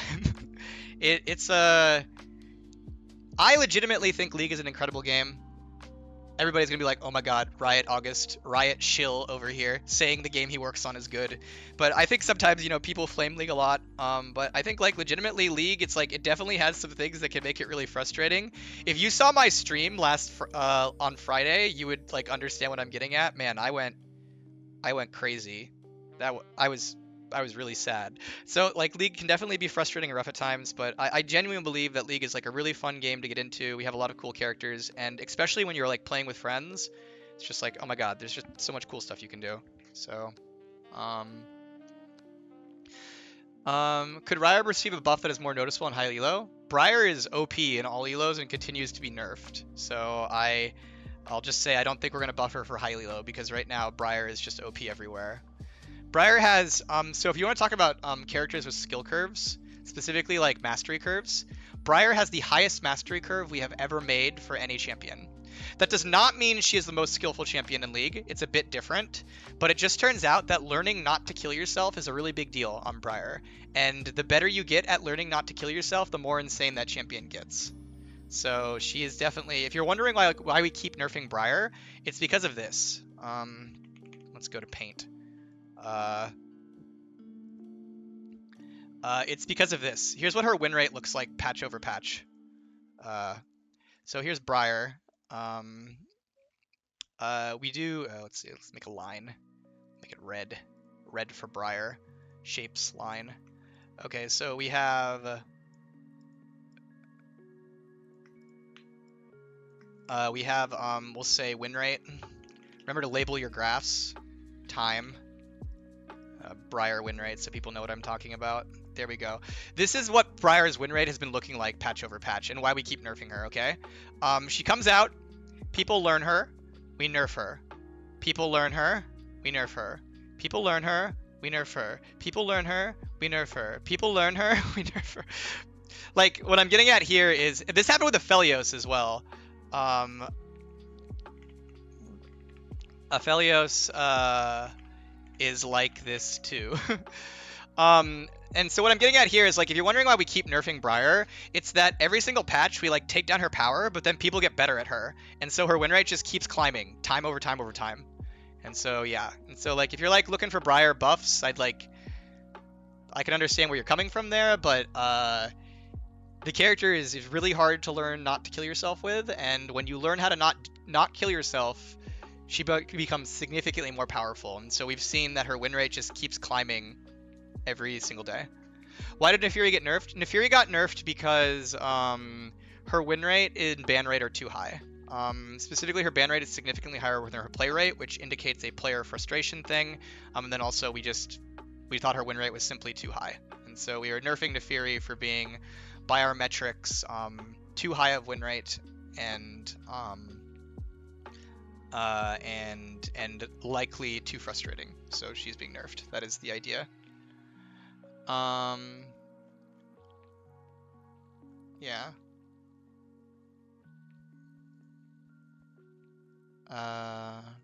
Cool. What's your take on Dota, out of interest? Great question. I think Dota is an incredible game.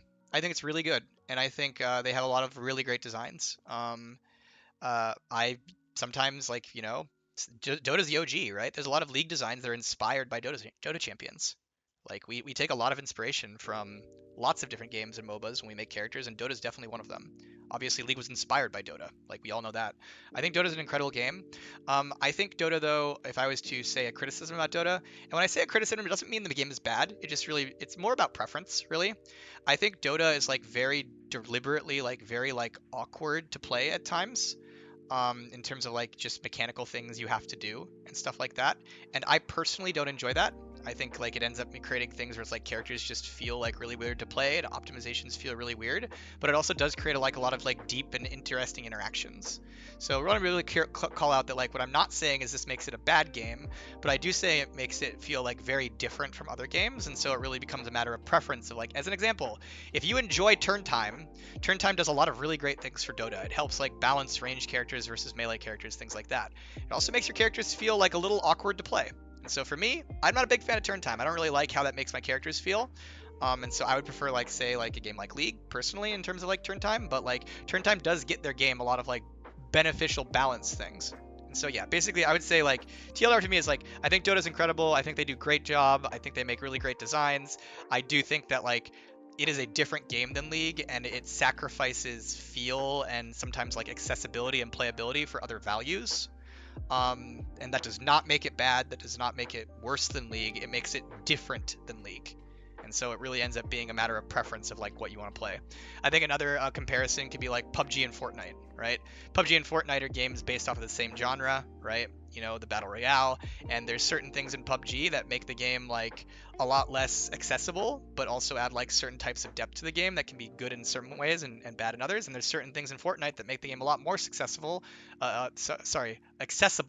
but sometimes remove depth from it. And it's like, it's really just about preference. I end up liking both of them. But sometimes I'm in a Fortnite mood and sometimes in a PUBG mood because they're very different games. Same thing with Dota. My favorite Dota character is old Rikimaru. For those of you who don't know, Dota has a character called Rikimaru. He's like this stealth assassin. His base kit, old Ricky, I don't know what his new base kit is, but old Ricky, what he would do is he had a smoke screen that silenced you, so he put it on you and then you couldn't get away, and then he would backstab you to death. That was his base kit, and then he had a blink, so he could blink on top of you, and then his ultimate was permanent stealth. And not permanent active stealth. It wasn't like push the button to go stealth. It was like, quite literally, if you weren't fighting someone for 2 seconds, you would permanently stealth forever until you chose to fight someone. And so I loved playing Ricky because you would just run around in stealth permanently, and then pop up on people, murder them while they're silenced and can't do anything, and then run away. So yeah, very, very fun champion. Eve passive? No. I want to be very clear. Stealth. not camo. Eve passive is camo. You run up to someone, and then if they're close to you, they see you and they can beat you up. Ricky was stealth, like Shaco Q, permanently. Very, very fun. His kit's still the same. I believe they like put his stealth in other places, and they like kind of like reworked his ultimate and stuff. So yeah. So, yeah, it was closer to old Eve, but yeah, he was very cool. I really like Ricky. I like Crystal Maiden. I love auras. Obviously, League of Legends likes auras a lot less, but oh man, nothing feels better than putting a point in my mana aura and then being like, yeah, my bot lane is gonna get one more spellcast. So fun. I'm not joking. I actually really like patterns like that. I obviously like League doesn't really have many of them, but I'm kind of like one of those characters that's just like, oh my god, I'm mana aura. I love mana and auras. So yeah, I play a lot of Crystal Maiden as well. Omni Knight is sweet. League of Legends definitely needs a paladin. Omni Knight is pretty sick. Yeah. So yeah, Dota, great game. Big fan. Do you think the a new tank jungler is up for debate? Like Shen or not? Love your work, by the way, and I'm not beefing. I just want to protect my team and their front line. I genuinely think that tank junglers are cool, and I kind of wish we had more of them. I think one of our problems we run into is dun dun dun dun pro play, right? It's like when there is a tanky dude in the jungle that's legitimately viable there, one of the big risks is that pros just pick it every game. Look at characters like Sejuani and um, Maokai. And so like having this combination of tankiness and CC from the jungle, the big risk is pro play. And the other hard part is that even when we do make some characters viable as tanks in the jungle, a lot of players just aren't interested in playing them. Like we actually have a lot of like really good tank junglers, like say Rammus, but people just aren't interested in playing that kind of fantasy. They're more into like Lee Sin. It's like TLDR for me is like I think tank junglers like there's definitely an important part of the roster and valuable, but one of the hard parts we have with tanks outside of the jungle is that they tend to be like heavily favored by pros, and so we end up with characters that like the average player doesn't enjoy nearly as much as once they're balanced around pros. Yeah, like as an example right now, I think like Rel, like one of the complexities with Rel right now is that like take a look at this, right? LOL Analytics. So we all know that Rel is a flex pick. She can play support or jungle at the moment. And so you might think, oh wow, that's really really cool. But so that causes her to get nerfed sometimes for pro. And one of the hard parts is it's like she is played like not very frequently in jungle by the average player, right? So she has like a 1% jungle pick rate versus like a 3.5% support pick rate. And so that's kind of the thing where it's like, hey, if we ever have to nerf Rel for pro, how worth it is it to maintain that jungle, given that like one of the reasons pros keep picking her is she's a flex pick, where you can pick her and put her in support or jungle. And so do I think it's cool that Rel can jungle? Yes. Long term, will it be worth the fact that she's played a lot less by the average player in jungle, but we will have to probably nerf her for pro at times because she's in jungle? That is the difficulty with like tank junglers. A lot of tank junglers. What lane is HWEI? HWEI is a mid laner. He is a mid lane mage. So yeah, I gotta go to bed. Have a good night, Winter's Ward. Thanks for stopping by. Good seeing you.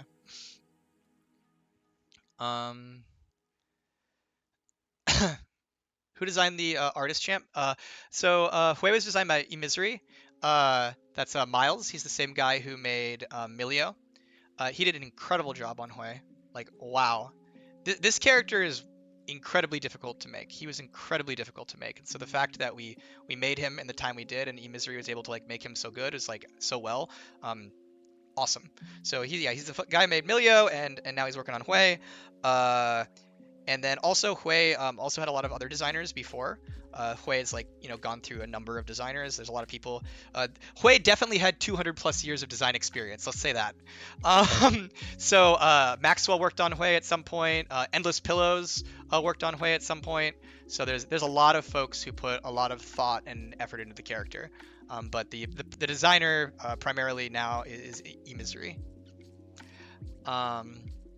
So yeah.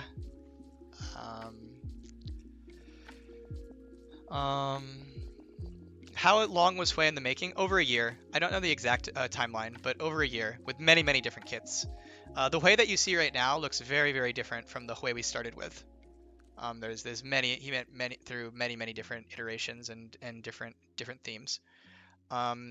His base idea is we wanted to make a more complex mid lane mage. who's a sad boy. We wanted a mid lane mage sad boy who's more complex. That was like kind of like the base idea. And so there was a number of different like kits that like kind of like looked at like what could a a more complex mid lane mage look like. Yeah. So that's kind of the idea. Is HWEI playable as a support? I do not know what his current balance state is in regards to support. I believe he is playable as a support, but I don't take my word for it. And I will say though that we're going to try to balance him around mid lane, and that's our main intent. So we want him to be a mid laner. Doesn't mean he can't be a support, to be clear, but he's primarily being thought of as a mid laner at the moment. Yeah. Is HWEI looking similar to Ender? Completely unintentional. He does look kind of similar to Ender, doesn't he? I don't know if that's the intent. I don't think that's the intent. But, yeah. Is there a Shaco rework? No. Shaco definitely needs a visual update, 100%. Guy needs more lore and more visual. But I'm going to just be like straight up with you in that, like, I don't believe Shaco needs a better kit. I think Shaco's kit is actually like one of the long-standing stars in League of Legends. It's actually really, really well made and still holds up very, very well.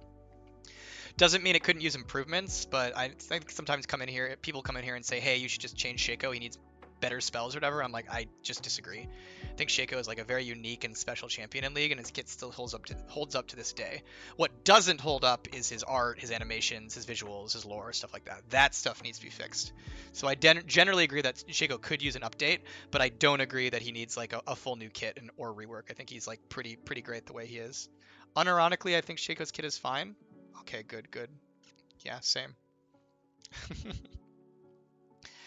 HWEI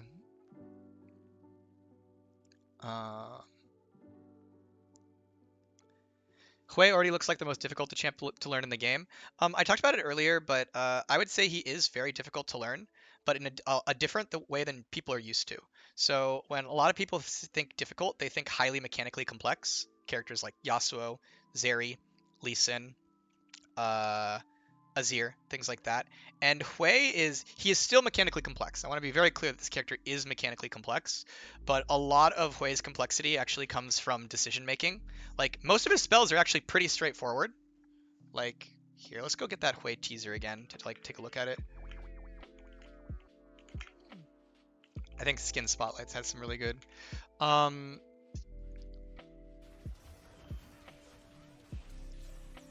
Yeah. Okay, so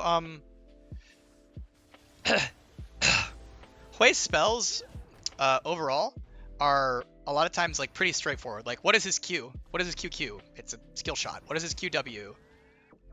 What is his QW? It's like a zap from the sky, like a thing from the sky, right? What's his QE? It's a line of fire, right? So HWEI's spells overall, like in terms of how you execute them at a base level, actually are a lot simpler than you would expect. But the big thing is every spell takes 2 buttons, right? Because you have to like QQ or QW or QE. And of course, there's like pretty extreme decision making when it comes to like what do you want to cast. I think a lot of people look at his kit and they're like, oh my god, he has literally 10 spells and he has to cast them all. And he has 10 spells, but you have to remember that he only has 4 at any given point. He has his ultimate, and then one of the 3 on Q, one of the 3 on W, and one of the 3 on E. Because you'll notice when you cast an E, it goes on cooldown. Right? So like, you'll notice when he casts a spell here in the gameplay clip down at the bottom, you'll notice like his spells go on cooldowns. So if you're casting QQ, you don't get to then cast QW or QE. It's on a cooldown. If you cast EW, you don't get to cast the other 2. Just calling out that, like, is he mechanically complex? Yes. But I wouldn't say he's complex in the way that Yasuo or Azir is. And a lot more of his complexity will come from things like really strong decision making and understanding the ins and outs of every spell and like when you're supposed to use this one versus use that one. And then the way most of his spells execute actually tends to be a lot more straightforward. Yeah. With HWEI having so many abilities, how do you make sure he does not have solutions for every issue? So that is a great call out. And like one of the things we make sure is that like, hey, there's like should be situations where he just, has trouble. So like as an example, HWEI is not a DPS mage, right? So one of the issues he's going to have is that if there's a tank just trying to beat the crap out of him, HWEI, like a Veigar, isn't just going to have infinite DPS to kill you in a way that, say, like an Azir or an Orianna would, right? Another thing is HWEI doesn't have a dash. Like, literally can't go over walls. And, like, that, for most characters who can't do it, is a very real weakness, right? Doesn't mean it is, like, the only weakness a character should have, right? But, like, you know, like, Aphelios is similar. It's like, Aphelios, when he came out, you know, he's kind of messed up. Doesn't mean he wasn't, like, perfect. He was perfectly balanced, but, like, Aphelios to this day can't dash away from you, and that's a big deal. That means, like, when you compare him to Kai'Sa or Xayah, there's, like, something that Aphelios, like, has some problems with. And so with a character like HWEI, that's, like, a really good call out, is, like, it's like thinking about, well, here's a number of things that he might not be able to do. And so, yeah. And so I'm not telling you that he's going to be perfectly balanced. I'm not telling you that. Like, well, there's, like, definitely, like, HWEI's balance is a big risk when you make a character that's complex like this. But am calling out that, like, there are types of things that he can't do, both in terms of who he is as a champion, but also what his class is. Sometimes I think, like, people will say, they'll be like, where's this character's unique weakness? Meaning that, like, as an example, yeah, Jinx can't dash, but what's she bad at compared to all the other AD carries that can't dash? And a lot of times, one thing to remember is that not every character in League, unique weaknesses are not as important as, like, they can be important, but also just having class-based weaknesses is also really important too, where it's like, again, being immobile in general is a weakness versus other characters, things like that. So anyways, just calling out, like, it's a really, really reasonable question of, like, hey, what about characters, what a character can't do? And, like, that's going to be a very important part about HWEI, is that there should be some issues, like, say, being able to flat dash away, that, like, he maybe doesn't have an answer for. Subject to change, but is it planned to stay on pay-per-view for 2 weeks? When is he going to be on it? I have no idea. Sorry, I do not know his schedule. If there's a mod around that could refund Power Adi's question, that would be nice. But yeah, I can't tell you. Sorry. Thoughts on champion Aram specific balance changes? You like lowering passive duration, but I think Akshan passive might need to look. I think champion specific changes are good when they don't, like, really destroy, like, what the champion's about. So, like, as an example, you say, like, Akshan passive needs a look. My, like, response to you in terms of Akshan passive on Aram is, like, I get why it's frustrating. I get why you don't like it. I don't really understand what we could do with it that wouldn't just make it a different spell. Does that make sense? Like, at the end of the day, what is Akshan passive? It's like, kill the guy who killed your friends and you revive them. And, like, that's the passive, right? Like, I don't think we do a thing where it's like, kill the guy who killed your friends and they have a 10-second death timer. It's like, well, that's not the passive.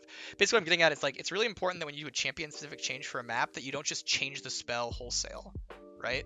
Like, characters should still be who they are, if that makes sense. And so, well, nerfing Akshan passive to have a lower duration makes sense. Nerfing Akshan passive to not be Akshan passive, I get why you might want that for Aram, but, like, that's kind of the point of the character. Yeah, maybe give it a cooldown.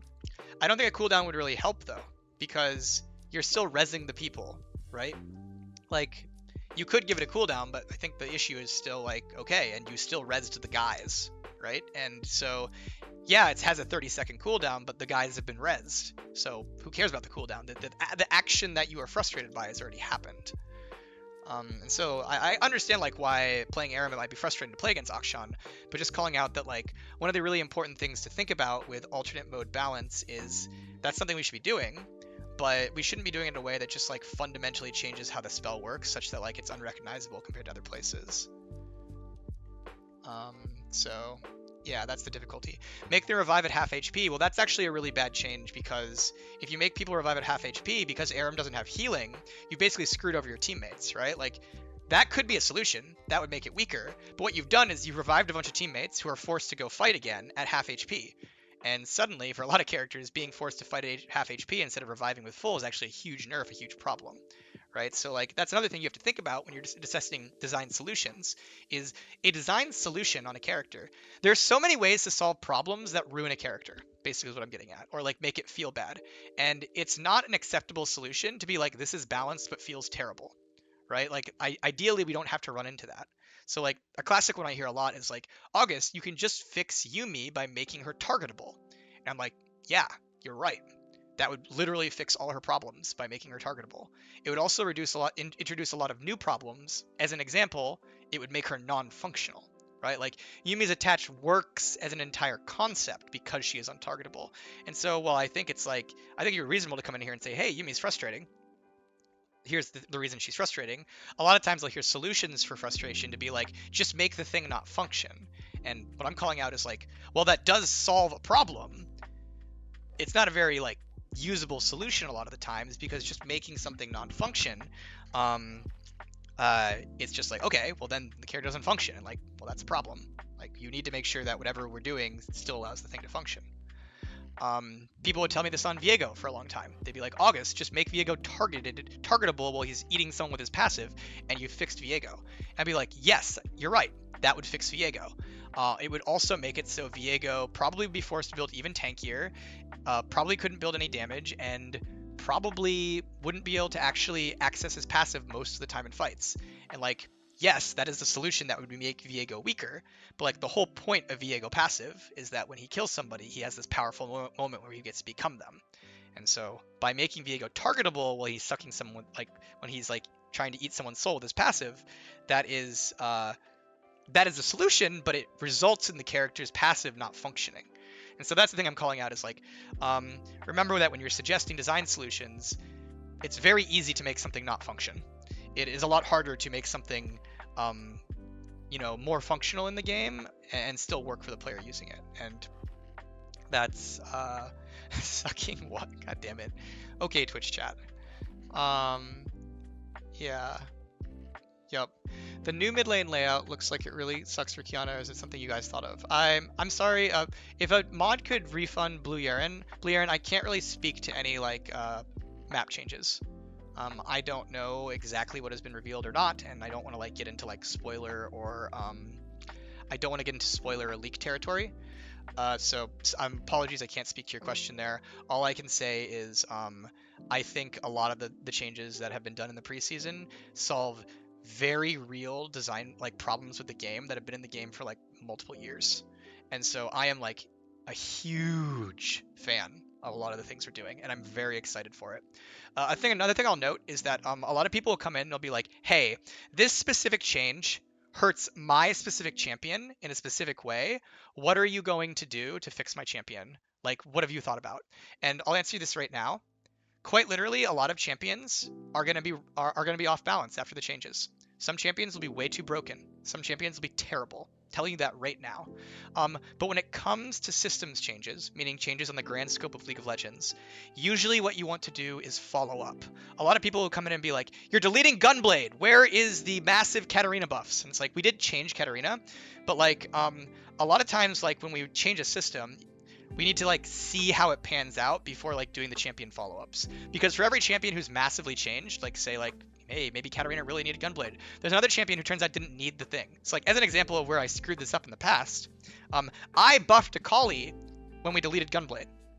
Because I was like, oh, Akali is really reliant on Gunblade, she's probably gonna need a buff. It turns out Akali didn't need Gunblade. It turns out Akali could just switch to other items and still be broken. And so when I buffed Akali prematurely because we deleted Gunblade, it made her broken. What we should have done with Akali, looking back, hindsight 2020, is we should have seen what happened after Gunblade was removed and then did follow-up changes. And so just calling out that when we do big systems changes, I know you all main champions, and I know you're worried about your mains, and that is totally reasonable and totally okay to be worried, but the general approach from a design perspective isn't to preemptively change them, but instead to watch what changes and follow up on the champions that need help afterwards. So that's what I'm calling out is like, if you're worried about Qiyana, if you're worried about anybody else in regards to any change we're making in the preseason, just know that like we are thinking about how these changes affect champions, but usually the good solution, unless it's like very clear, is that you should like follow up afterwards. So like, as an example of like the difference here, it's like way back when we did the item rework, we changed crit, right? And people were like, hey, I really love Jinx, and she's going to suck now because rockets won't crit. And it's like, well, Jinx is very similar to all the other AD carries, so we'll keep an eye on her, and if she really sucks when crit changes, we'll do something about it. That's like, in that case, it's better to wait on Jinx. That said, a character we did change, like explicitly when we changed crit, was Jhin. because it turns out that Jhin has some very unique and explicit crit modifiers that needed to be tweaked to make sense with the new crit scaling and the new system. And so that's an example of like one character is like very specifically bound in a unique way to a systems change, and maybe then we're supposed to like follow up initially, whereas a lot of characters will be like, my character is going to suck with these changes. And it's like, they might, but in that case, we should like see how it pans out before we change anything. So yeah, that's the idea.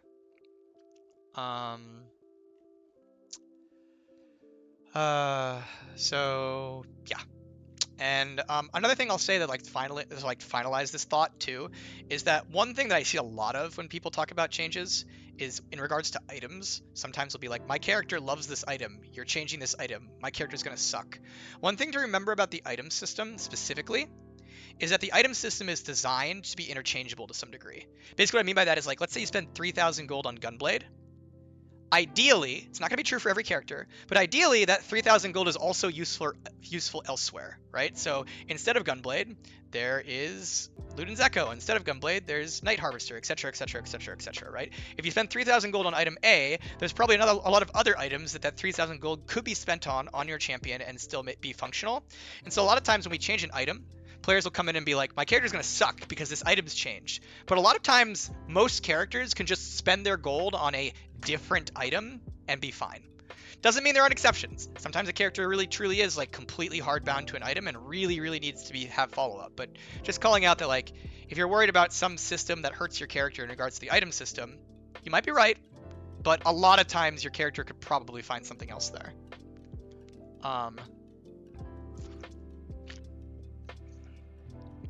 Why does it seem that the balance team has mage tank bias? Do they? I couldn't speak to it because I'm not sure that's true. I will say that in regards to game balance, a general thought I have on it is there's some characters that don't need a lot of changes to just feel perfect and be balanced like all the time. So like as an example of this, Ezreal is an incredibly satisfying character regardless of how powerful he is. He could be 47% win rate, he'd be fun. He could be 55% win rate, he'd be completely broken and still incredibly fun. And so like sometimes people will be like, well, why aren't you changing Ezreal? And like one of the reasons we don't change Ezreal as much is he doesn't tend to need changes. He can generally like be like very like responsive to flows in the meta of the game without feeling terrible. A lot of very versatile characters are like this. There are other characters, however, who like are very reliant on specific types of power to feel like functional champions, and when the meta or the power changes, they need like a lot of follow-up. And one of the big ones in League is mages, actually.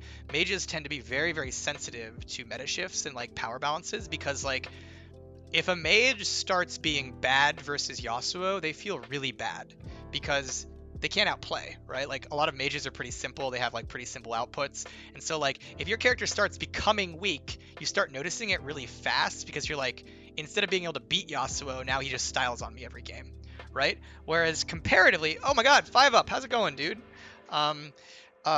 Comparatively, like when you're Yasuo, let's say you start losing to mages, that might still feel bad. It might start feeling weak. But you're still going to have a lot of fun on Yasuo even if you're a little weak state, because you're always going to be like, well, I maybe could have outplayed that. And so if you're like wondering like why it might seem like, hey, we might need to change a tank or a mage from time to time, I'd say one of the things going on there is mages and tanks tend to be significantly lower agency. And so when they're weak, it is very noticeable. And then on the flip side of things, when they're strong, it is also very noticeable because they tend to like be like more straightforward in their patterns. So and if you're in a meta where Malzahar can just click you and kill you, that's going to be like pretty noticeable as well. And so if you're wondering like why those characters might get changed, one of my guesses is it's just like some characters can just sit forever and feel fine, regardless of their actual power. And other characters, and this doesn't indicate that they're bad designed or anything like that, are a lot more sensitive to the game balance in terms of if they feel like they're powerful and can fit into the game or not. 5-up, HWEI is all I ever wanted. 5-up, I'm glad you're excited for HWEI. I think he is so cool. He is also all I ever wanted. I'm really hoping people enjoy him. Can you explain the timing on when Viego becomes immune when taking a soul? I sort of spam click and pray. The timing is it's an auto attack, Disco. So if you're wondering why sometimes you click on a soul with Viego and he doesn't immediately become immune, the reason for that is that the Viego taking a soul is an auto attack. which basically means that you have to have your attack off cooldown. So if you just right-clicked someone to kill them, you have to wait until your attack comes off cooldown to right-click and get the soul. So if you're wondering why the timing is weird, that's why. Zetharian! Yo, dude! It's good to see you. It's been years. Still playing Team Fortress? Thanks for 17 months, man. Appreciate it. Welcome back. Yeah. So, yup. Everybody, I'll be right back. Here. I need to go to the bathroom really quick. Bathroom, BRB. So just give me a second.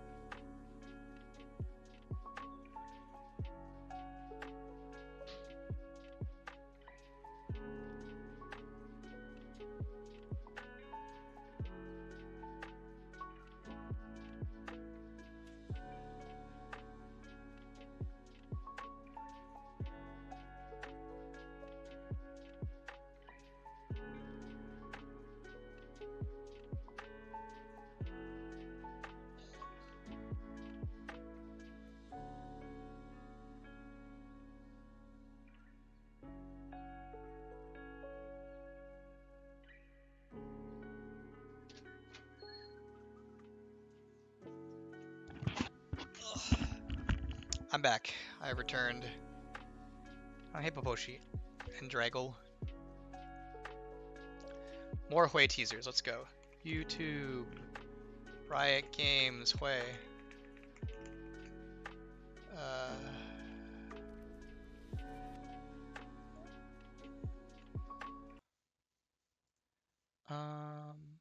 Let's take a look at this.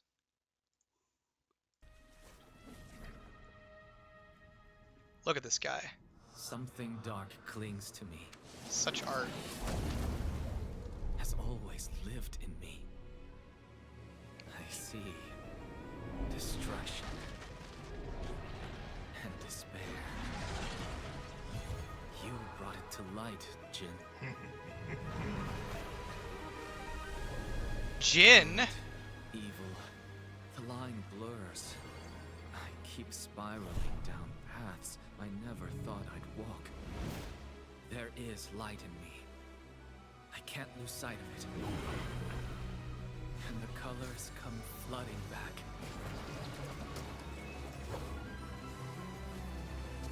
Open your eyes. He's so sad.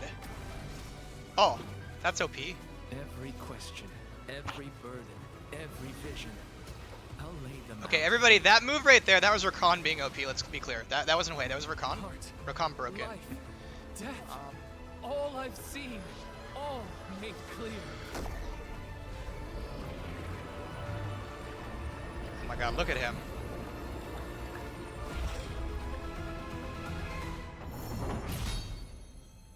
Hey. Love that guy. So cool. Big fan. Malphite did everything, to be honest. Agreed. Malphite out broken. Malphite out unfair. So OP.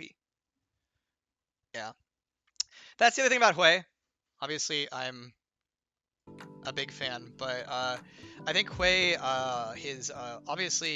I'm a big fan of his kit, but also I love his art, and also I love his lore. I think HWEI's story is really, really good as well. So just a lot of really cool stuff going on here. What's the range on the QW? This spell is very long range. I don't know the exact range of it, but like this spell is meant to be like this sniping execution spell that has like artillery mage range. So a lot of people have been saying like they want some more long-range mages over the years. HWEI is, he has some pieces of his kit that have like pretty good range. So yeah. What's up with him mentioning Jhin? I don't know. Who knows? He mentioned Jhin though.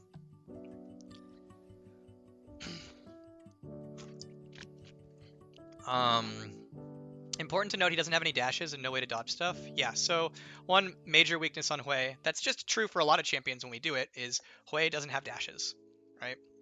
No dash. And I think a lot of you, I'm going to talk about, tell you how I feel about mobility. A lot of people will come on the stream and they'll say, August, you have mobility creep for League of Legends. How could you? Look at all these dashes. What are you doing? My opinion is that League of Legends over the years 100% has gotten more mobile. And 100% there are some characters that are more mobile than they should be. As an example, Zeri. Zeri, probably more mobile than she should be. Like, so if you're like, hey, some characters are too mobile, I agree. But I think one sentiment I see that I just completely disagree with is there's some people who come in and they'll just flame any dash. They'll be like, Riot made a dash. League is ruined. And I actually kind of just disagree with you. I think League of Legends, to be honest, is a game about mobility. Mobility is a core part of League of Legends that makes the game compelling and interesting. And so my opinion on mobility, again, assuming we don't do it too much, there is too much, like I think Zeri ended up being too much. My opinion on mobility is not, hey, this character is mobile, what should they be terrible at to make up for it? And instead, it's this character, I am of the opinion that we should be asking the question, this character is immobile, that's a big weakness, what do they get to do to make up for the fact that they're immobile? And so this is a thing like Jinx gets to shoot you with 700 range rockets. Jhin gets to shoot you from literally off your screen with a root, right? We have a number of immobile characters that get to do like pretty crazy things. And so one thing about HWEI is that HWEI doesn't have a dash. And so that's actually a very real weakness for really any character in League to have, is that if you don't have a dash, especially if you can't like go over walls, that's a big deal. Doesn't mean he doesn't have other ways to deal with people, but I do think that type of weakness actually does open up a lot for a character. Jhin is not an immobile champ. Movement speed counts as mobility too. I agree. Movement speed counts as mobility. HWEI does have some mobility. He has his movement speed button, right? I'll call out though that like it is night and day the difference between a character who I'll like put the tiers. A difference of character who can go over walls versus who can't, and a difference of character between who can dash and who cannot. A dash and just move speed, and a difference between a character who has move speed on demand and a move speed not on demand. So one of the reasons that I generally will say that Jhin is immobile, but I think it's a great thing to call out that he can actually be very mobile at times with his move speed, is Jin's mobility is move speed, not a dash, cannot go over walls, and is not on demand, meaning that like Jhin like literally has to like auto attack you to get it. Now, the reason I call that out is that a lot of mobility's power comes from versatility. So as an example, if you can go over a wall, you can escape most ganks. If you can dash on demand, you can avoid most skill shots. Like that's a very powerful output for a character to have.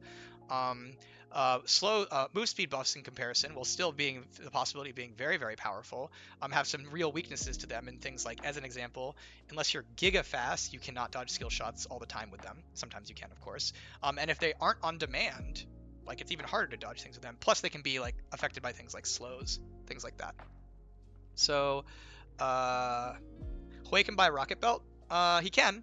But Rocket Belt for a lot of mages comes at a cost. It doesn't have mana on it. That's a really, really big deal. And if your mage has any sort of mana costs, that can be a big trade-off. And then also, mobility in gameplay systems that have trade-offs is a lot more different than mobility on a kit. So what I mean by that is, I talked about it earlier, but when you price something into the system, you're giving up everything else you could buy. So as an example, if Jhin currently buys, what's that item that has a dash on it? Gale Force, he can't buy, and he's not buying other items at that same time, and then also in regards to Mythics, he can't buy Infinity Edge, right? And so this isn't saying that like that just guaranteed makes a dash in the item system fair. but it does mean that every time a character, and like sometimes they're unfair and we need to remove them, like the one on Stridebreaker, right? But it does mean that every time a character is spending money in the item system to buy something, there is something else that they're not getting. And so in regards to mages and Rocket Belt, it's like, okay, well, if you're buying that mobility, you're not getting a you aren't getting a sorry, I'm a little sick. If you're buying Rocket Belt, you aren't getting all these other items, like say Ludens or like say a Void Staff or whatever, right? And so there's like specific trade-offs in that system, which you don't necessarily have on Champion Kit, because a Champion's Kit you get every single time, or you don't even have in say like the Rune system. The Rune system actually has significantly less trade-offs because like you'll just take the runes literally every game without cost, right?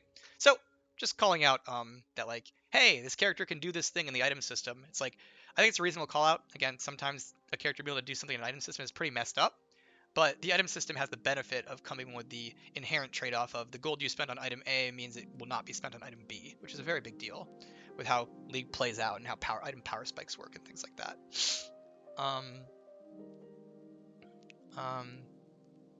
A lot of people are saying you wasted the entire Ink Artist concept on a champ right now because we don't have a technology to draw whatever we want as our own ability yet. Why not save it for later? That's a great question, and I'll tell you right now, we do have the technology to let you draw whatever you want. We have that. We've tried it, actually. Like, quite literally, it wasn't on HWEI, but we have, many years ago, we've had this technology for a long time, we have tried a character who could draw whatever they wanted. And so you're like, you wasted Ink Mage. It's like, actually, we tried an Ink Mage who could do that. And it ended up being just pretty bad and lame and not fun. And so let me get at that. You kind of think that being able to draw what you want in League of Legends is cool. But I'll show you. It ended up being very not cool and very uninteresting. Because let's say I want to hit this guy. Here, where it was the guy. I'm here. Here's me. And there's my enemy. They're gonna be a star. They're gonna be an octagon. They're over here. Let's say I want to hit this guy, right? What should I draw to hit this guy? Because a lot of people, when they think about draw whatever you want, they think about stuff like this. You're like, oh, I'm gonna draw these beautiful shapes, and it's gonna look like a beautiful shape, right? But the reality is, what you're supposed to draw is this, or this, or this, right? It's like the interesting thing about MOBAs is that the vast majority of shapes we try to do in MOBAs are actually completely useless and uninteresting. And then of course there's also I'm not going to finish this picture, but I think you know where I'm going with it. Okay? But anyways, like a lot of shapes to draw in League of Legends aren't super interesting, because the most interesting, like the most functional thing you can do in League of Legends is just like draw a line or a circle. Like those are the two things you draw. And so we actually tested out like this drawing thing way back when. We literally tested out an Ink Mage that could draw things, and the drawings ended up being uninteresting and pretty bad gameplay, because the only shape that was worth drawing was a line or a circle. Every other shape just didn't make sense to draw. And then you could be like, what about gesture based? Meaning that like you're not drawing the literal shape, but you're drawing like, if you do a star, it does this, and if you do a triangle, it does this. And the thing I would call about that is like, that's definitely like probably more interesting, but like it ends up just being like, how to say it? It's just a mechanic for the sake of a mechanic, which, you know, could be fine. But it's just like, if you have to draw a star to get HWEI's QQ, and you have to draw a triangle to get his QW, it's like, yeah, that's one way to do the input, and it's pretty complex, but we already have an input that does that pretty well, which is just push QQ, or push QW. And so sometimes you can have these like really interesting, you know, complex thematic input methods, but a lot of times they don't necessarily get you anything better than just pushing the button. Like there's been a pitch of like, make a DDR champ, right? Where they literally like play a rhythm game, and it's like, yeah, that could work. I'm not saying it's like we should never do it, but if the output of your rhythm game is just damage them, then like why not just let you just damage them, right? So not saying that like unique inputs can't work or should never be done, but just calling out that a lot of times when like you're doing a unique input, like the basic input that is aligned with it is the same. We've actually had problems with this, like even in simple things like bounce a missile off a wall. Like one of the suggestions we get a lot, which is honestly really cool, is August, why don't you let people bounce a missile off a wall, right? And so again, we'll pull up our paint. So say you could bounce a missile off a wall, right? So like you have a, I definitely don't have a picture of HWEI just in my paint on the right side of my screen. Let's say you could bounce a missile off a wall. Here's a wall, right? And then here's the guy, and here's you. Oh, honestly, this is not the best format to draw on. Let me get a new. Don't save. Yeah. So let's say you're trying to bounce a missile off a wall, right? Here's your wall, and here's you, and here's the guy. So the problem with bouncing a missile off a wall is I could do this, or I could just do this. Right? And that's the thing. And that doesn't mean we can't we can't um we can't fix it. Like there's definitely versions of bouncing a missile off a wall that could be cool, but just calling out that like in a game like League, most shapes we could do just are the same as lines or circles. And so there's actually a lot you'd have to do to make non-lines and non-circles feel like they're good and functional and fun and make sense, when in a lot of cases like a player will be like, why did you have me jump through these hoops when I could have just shot a missile at them, right? So again, there's good versions of it. I'm not saying we could never do that, but just calling out that like you'd think that interesting shapes are like really, really good for League. But one of the reasons we almost exclusively do circles and lines is that those tend to be like the most direct approaches to like get the outputs you want without feeling like a chore or a mini game. Doesn't mean we can't do other outputs. Like, not saying other outputs aren't useful. We could definitely have some really cool outputs. But yeah.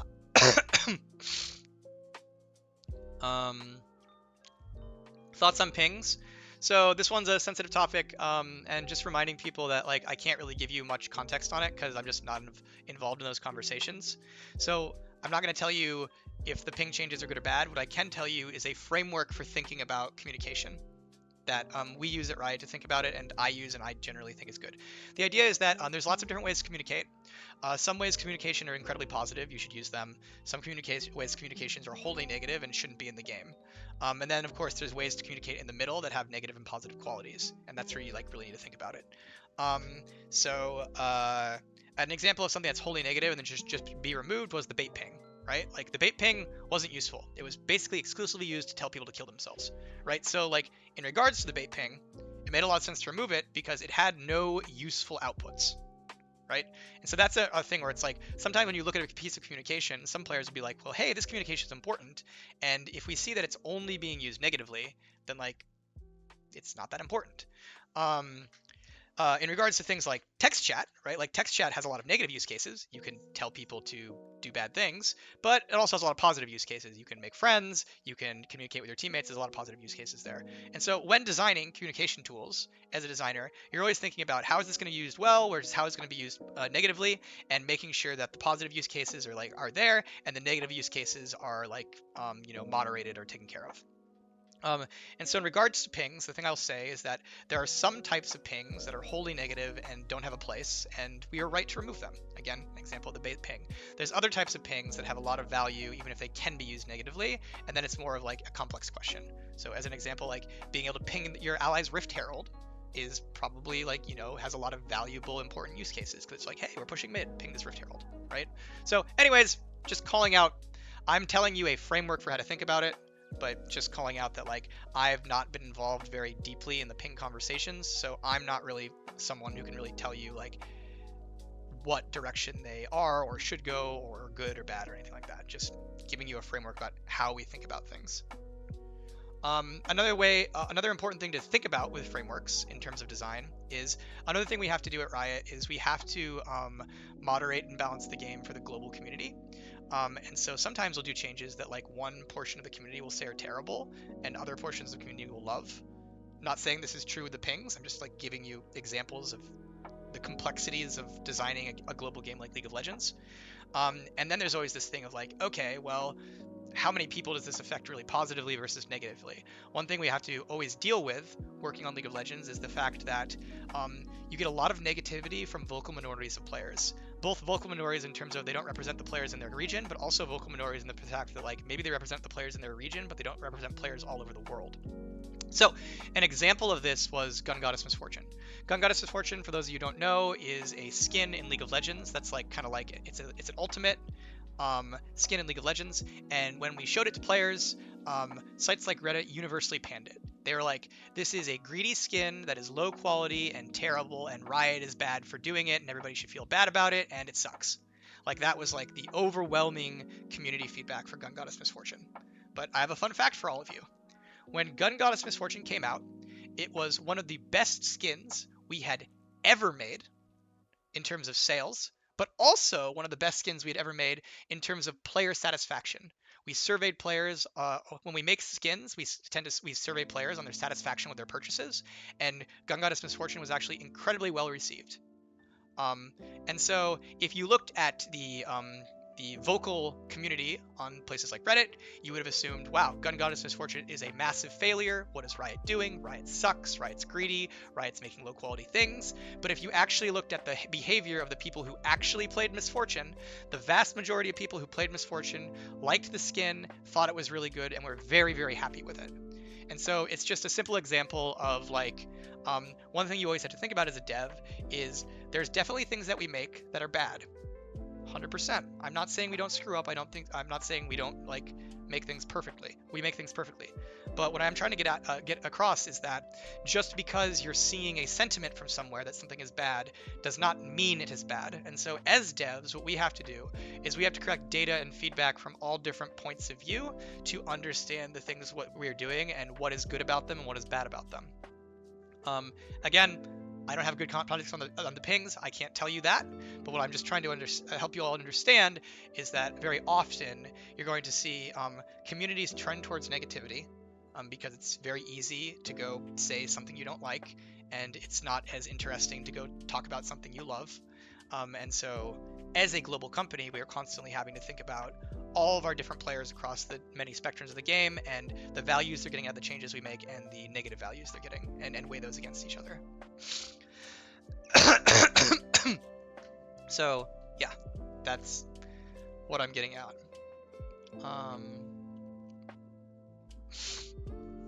So yeah.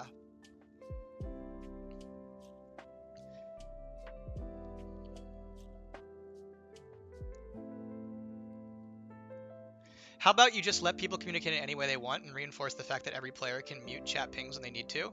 That is a great question. I hear it a lot. So the question is like, let people talk any way they want. And then just let them mute. Just mute them. And okay, so I know your question's in good faith, so I'm going to answer it in good faith. Just mute is not a viable option when it comes to communication. Because a lot of times when you mute someone, the damage has already been done. You've already been attacked, you already feel unwelcome, you already feel hurt. And additionally, muting someone in a lot of cases then becomes a competitive disadvantage. If voice chat or communication is very important to how players interact competitively in the game, if you're saying just mute as an option, what you're saying is certain groups of players, when they get harassed, have to play at a competitive disadvantage to mute. So as an example, I have friends who are women who play Valorant, and they literally mute the game from moment one, because whenever they talk, the men in the game harass them for being women, and it's pretty miserable for them. So I have friends who play Valorant as women, and they do not have access to a key competitive factor of the game, which is voice chat. They literally mute the game from the second it starts because the harassment is too much. And so that's a situation where it's like, you could be like, okay, problem solved. They just muted, there's no problem. But the reality is they are being excluded from a very important part of the game's competitive systems when they are forced to do that.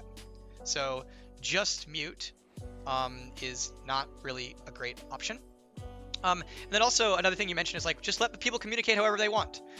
So one of the things that you have to understand about design and communication is that certain types of communication are significantly more negative and significantly more harder to moderate. So I'll give an example.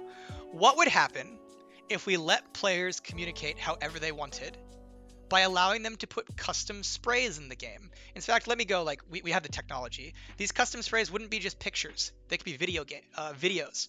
So I'm going to allow you as a mid laner on League to post any video you want in mid lane on the ground right there. What do you think would happen? Any ideas what might happen if we let people just post like literally anything they wanted as a spray?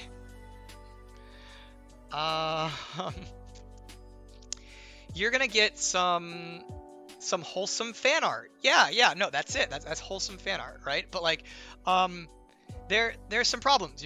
There's probably going to be porn posted. There's probably going to be violence posted. Things that are like very, very not safe for life, things like that. And you could say, well, just mute them. But let's say I go face something that's like not safe for life. Am I getting it muted? Yes. Am I getting it banned? Yes. Have I posted that and already done damage to other people by posting it? Yes. Right? And so this is what I'm trying to like say in regards to like not all communication is very easy to moderate, and not all communication is equal when it comes to like its potential to cause harm, if that makes sense.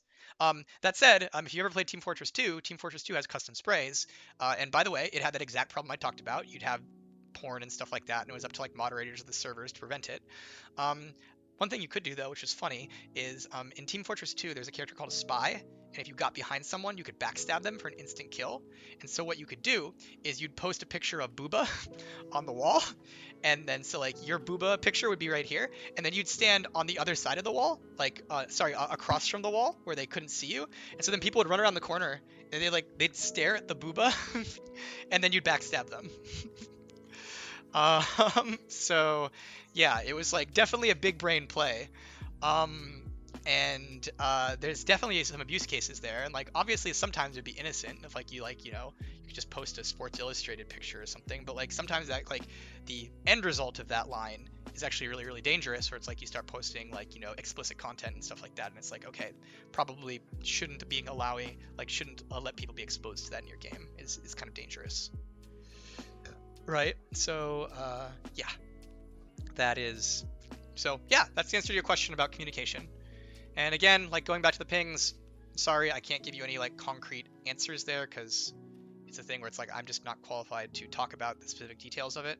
But what I can do is give you frameworks of thinking in regards to designing communication and things like that. Yeah. Go HWEI. No HWEI. So yeah, HWEI is gonna be super cool. Oh my god, look at him. God, his splash art is so good. Look at those eyes. Look at those earrings. Look at that choker.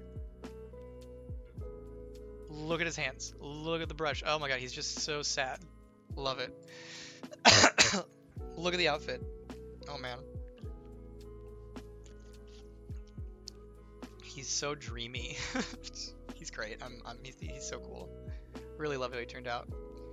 You've often lamented the state of Gnar and said you'd think it'd be better if he had mana and was only held back by tech limitation at the time. Now that you can give him 2 resources, why not rework him to have mana? So that's a great question. The question is, I believe Gnar would be healthier with mana. Why not rework Gnar to have mana? The answer is honestly, it's just the ship has already sailed. The idea here is that a lot of times when you make a character, it's kind of like, it's easy to take things away beforehand, but once you put something out, people are going to get attached to it, and they're going to be really sad if you change it. So like as an example, let's say I just gave Garen mana tomorrow. That might make him more balanceable, but there's a lot of Garen mains who like are not playing Garen to deal with mana costs, right? So that would actually serve to like probably alienate a lot of Garen players. So they'd be like, yeah, I've got mana, dude, but like I played this guy because he has no mana, right? And so it's kind of a thing where it's like Gnar probably could be reworked to have mana, but at this point, like the majority of Gnar players, like it's been years, right? It's been almost a decade. The ship has sailed. They play him because they just want to manage a rage bar. And so it's just, sometimes it's like, there's just really high cost to changing things. Like, as an example with Zeri, I could probably fix Zeri by making her ultimate not infinite and making it so she can't go over walls. Like, I am confident I could instantly fix Zeri by doing that. But like, that's also like a lot of the reason people want to play her to begin with, right? Like, a lot of the reason people want to play Zeri to begin with is because her E goes over walls, and that's really cool, and it synergizes with the W, and the ultimate, like, you have this like really high adrenaline infinite thing. And so like, yes, she could probably be 100% solved instantly by taking away those aspects of her, but that's also probably a big cost to Zeri players. Like, I already ate that cost when I deleted her old passive, right? Like, a lot of Zeri players feel really bad about the fact that I changed her passive. I ended up changing it because I was like, well, there's things they like more, like the ultimate and the E, right? But like, anytime you remove something from a character, that can often be like a very big cost to change. And like, players get like really attached to that stuff, and it feels really sad. So the answer about Gnar and mana is like, I do think that probably long term he would have been more balanced. But it's just been so long that like the people who play Gnar nowadays, like the Gnar mains, like that's part of the character's identity for them. Yeah. Stop designing bad champ, no need to fix after. So I've got kind of like a way I think about that, which maybe some of you wouldn't agree with, but this is how I think about champ designs, in that I would argue that if we are not making champions if we're making champions who never need follow-up, we probably aren't making good champions, quite legitimately. Now, that doesn't mean every champion should have follow-up. I think like what we try to do is make it that we don't have to follow up much on champions. But the idea here is that I would argue that some of the best champions we could make involve taking risks. And when you take a risk, there's always unknowns. Silas is an example. His ultimate, that's a big risk. A guy who steals ultimates, right? Or Pike, an assassin support, that's a big risk, right? Or Yasuo, a guy who destroys missiles and dashes all the time. Those are big risks, right? So if we are making characters who never need follow-up changes, and that's the idea, it's like, if your character needs a patch, they were bad designed. It's like, if we're making characters like that, I think we're actually just making, what the end result is we're making a lot of boring characters, and we're not taking any risks. So I would actually argue the game overall would be worse designed if we were deliberately making champions who never needed follow-up. Now, again, I'm not saying we should deliberately make champs who need follow-up, but I'm just saying that like the nature of needing to follow up on characters comes out of taking risks, and I think it's actually very important that we take risks with design. And our risks aren't always going to pan out. I think Zeri is, I've talked about it a lot before, but I think Zeri, a lot of the risks I took on here didn't pan out. But I think for every risk we have that doesn't pan out, I think we take a lot, like we have significantly more that do pan out. Again, like Silas ult. And so yeah, basically I'm of the opinion that like it's okay to follow up on characters. And my problem comes when characters take multiple years of follow up and never get in a good spot. And this is why I have an issue with Zeri. Like my big issue with Zeri is that we've done many patches to her and we're still keeping her giga weak for pro play, right? Comparatively, we did some patches for Viego and he's in a fine spot now. And so I legitimately am okay with Viego. I know a lot of people in chat will meme me and say like, oh my god, Riot August thinks Viego is good. I legitimately think Viego is good. Was he perfect on release? No. Did he need follow-up? No. But after a couple patches, he ended up in a pretty good spot. And so I'm very happy with him. Whereas I'm less happy with Zeri because we've patched her a lot and she's still being kept very weak for pro play. And that feels really bad to be a Zeri player because of it. And so yeah, like TLDR is like, I understand where the opinion comes from of like, just don't make champions that need changes and then you're good. Duh. And it's like, I just don't think that would result in the best long-term roster of champions in League of Legends and the best long-term playing experience in League of Legends.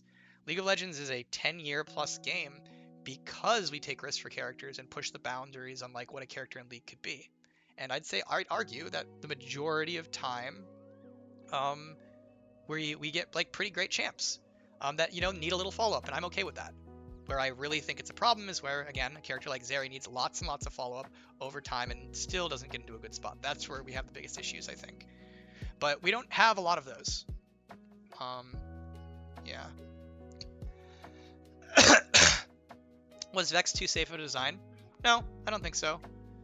Sometimes we want to make simpler, more straightforward characters, and Vex is one of those. So I don't think that's a problem. Sometimes we want to take a big risk. HWEI is going to be a big risk. This is a guy with 10 spells. That's a lot. He's definitely going to be really complex and hard to play. I think he's going to be very fun, but he's a big risk. Sometimes we want a simpler character that just, you know, feels right and works in a certain way. Set's a classic example of this. Set was not a giant risk. Doesn't mean he was a bad character. I think he's actually one of the best characters we released in the last half decade. Legitimately. Set's definitely like one of the top 10 champions in League of Legends even, I would say. He's incredible.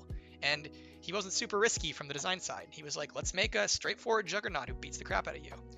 But like, what I'm really trying to specify here is like, that doesn't mean that Set means other characters are a bad design because he's a simple, and it doesn't mean that HWEI means other characters are bad design because he's taking a risk and others don't. It's just like, we need a mix. Sometimes we need a Set, sometimes we need a HWEI, and League looks the best when we're getting both of them over time, I believe. 10 spells, but you only have 4 clickable buttons? Yep, and that's why HWEI is probably a lot less crazy than you might initially think. A lot of people look at him and they're like, 10 spells? That character must be impossible to balance, totally unfair, what is Riot doing? 400 plus years of game design, Lamau, August is bald, Lamau, what is E-Misery thinking? Like, but in the reality is like, yeah, he has 10 spells, but every time you cast a spell, it puts 2 of the other spells on cooldown.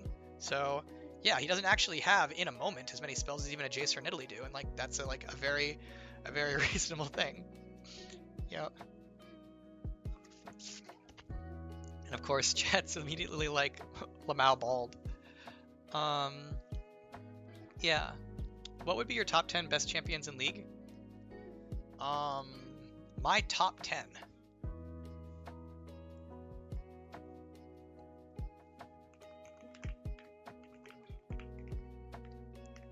Let's see if we can get through this list. We're not going to put them in order because that's too much. Not in order.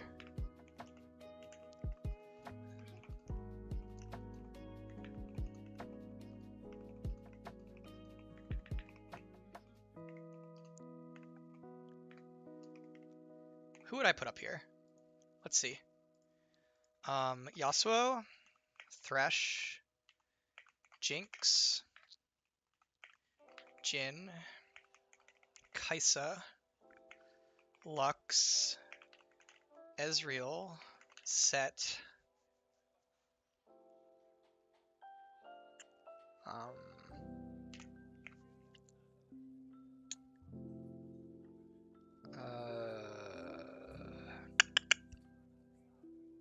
who else?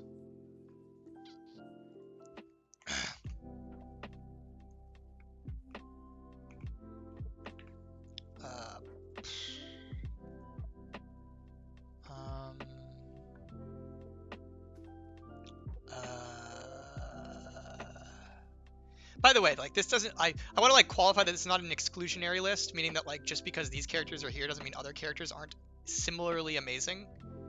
I want to call that out because I think we actually have a lot of characters that are really up there. I freaking love Morgana, but I don't. Blitzcrank, maybe? No. I'm trying to think of. Oh, I freaking forgot Lee Sin. Oh my god. Okay, yeah, he's up there. For sure. I think Silas is up there for me as well. Really love Silas.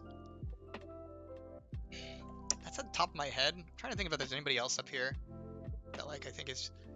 There's Ari, there's Zed, there's just so many. Oh god, it's so hard to choose. There's a lot of characters I really love, but I think these would be some of my favorites. Some other favorites are Morg and Ari and Vayne. Freaking love Vayne. I think Vayne is really cool. I think Pyke is cool. I think Kayn is really well done. I think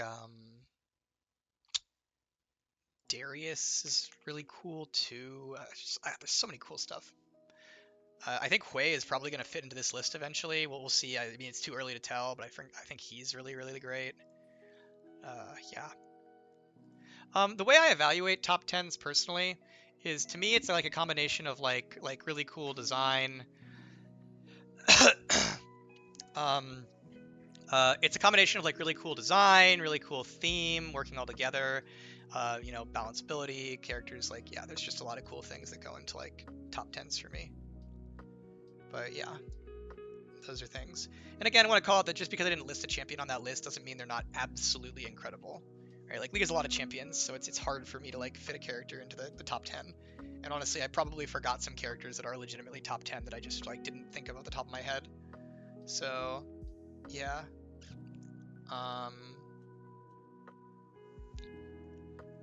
I said the same thing about Briar. What did I say about Briar? Nightshade, thanks to you the 5 gift subs. Appreciate it. That's really nice of you.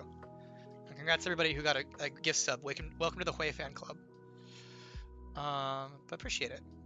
I just had a thought about vision control, that when it comes to place ward, it even equally for all champs. When it comes to destroy ward, there's massive uneven between champs. What your thought about it? This is just the natural give and take of character weaknesses.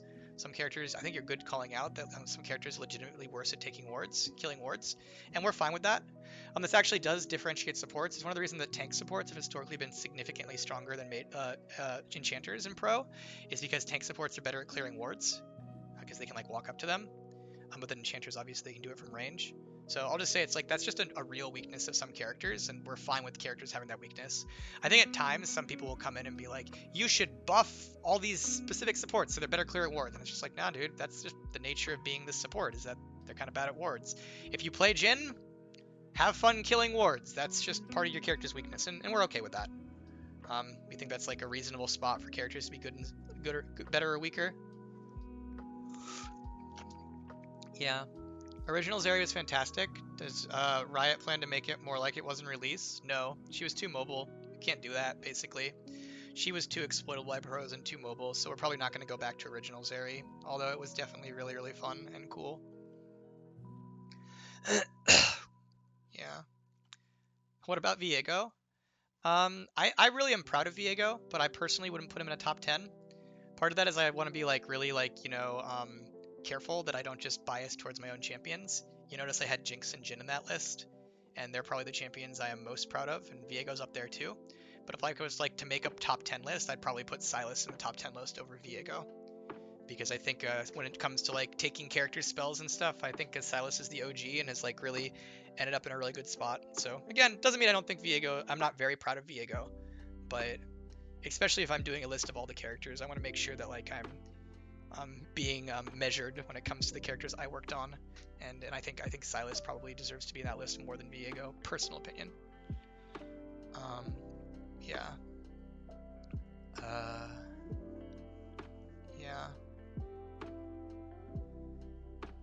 What can I tell you about Seraphine? I don't have any information on Seraphine right now, so I couldn't tell you. The only thing I could say about Seraphine that I know is Seraphine has this issue where she's significantly more popular as a support, but she's significantly more powerful as an AP carry.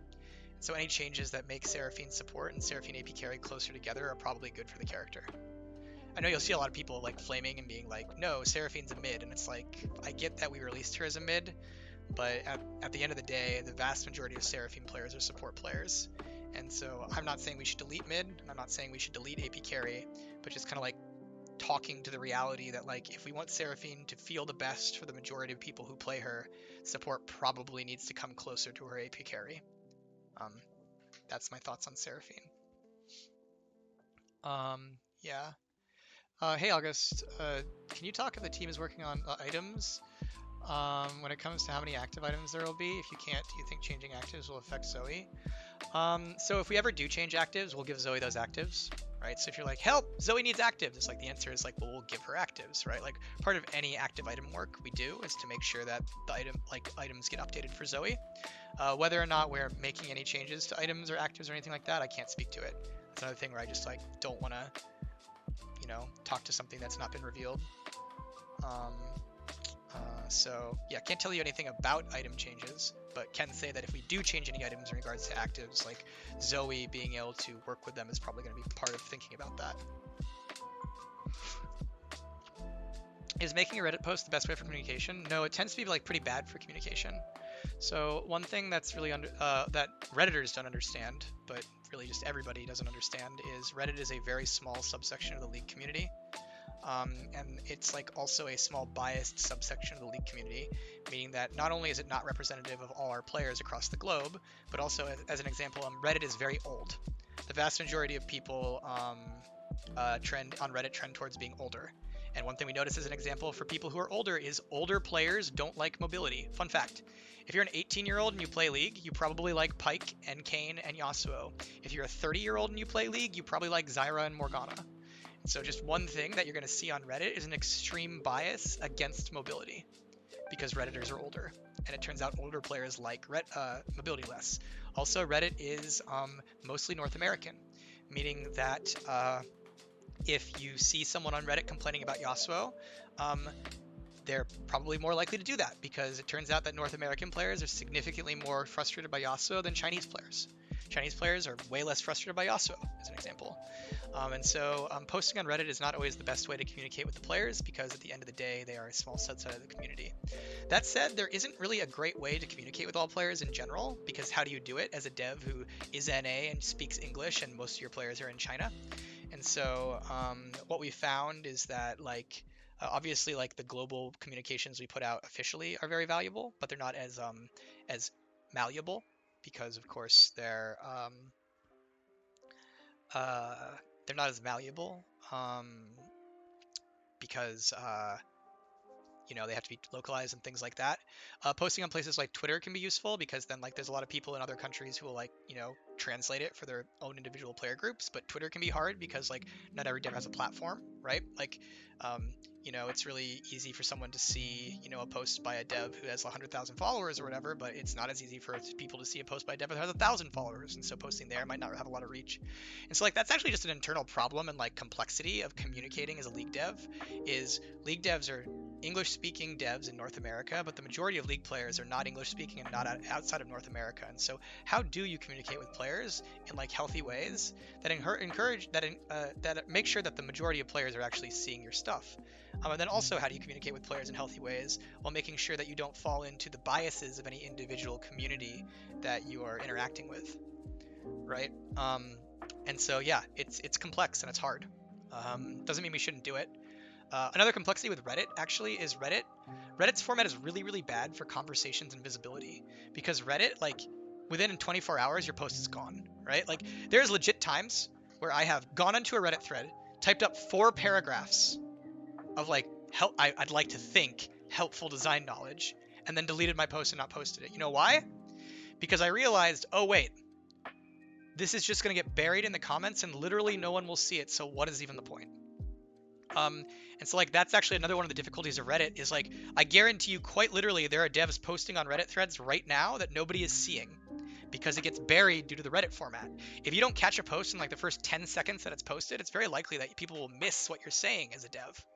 And as a dev, if like you post something, it's like maybe it'll get uploaded to the front page and people will see it, maybe it'll get buried and then no one will see it. And so yeah, basically it's like I think that's a complex thing about being a dev who like wants to communicate with players is on a game like League of Legends with a global player base, all these different ways we communicate have their own like issues. Like as an example, I love streaming. I love talking to all of you. It's been really fun. And right now there's 1,000 people watching, which is actually insane to me. It's so insane that so many of you show up to my stream nowadays. And thank you, by the way. It's been really fun. And I really appreciate you all coming here. It actually just really invigorates me as a dev to be able to talk to all of you. But like the reality is just like there's millions of people who play League. The vast majority of people who play League will never see anything from this stream, right? I streamed for 7 years. I've been streaming for 7 to 8 years now. For most of the time I streamed, probably about 6 years, I was streaming to maybe 50 people, which again, everybody who showed up at that time, I really appreciate it. And I love streaming to you because I wasn't streaming to get some like game dev thing out. I was streaming because I enjoyed streaming. I enjoyed talking about League and I enjoyed sharing my opinions with all of you. But just calling out that like, even that, it's like, if I wanted to like communicate with players in a way that like most players are going to see, I shouldn't be streaming.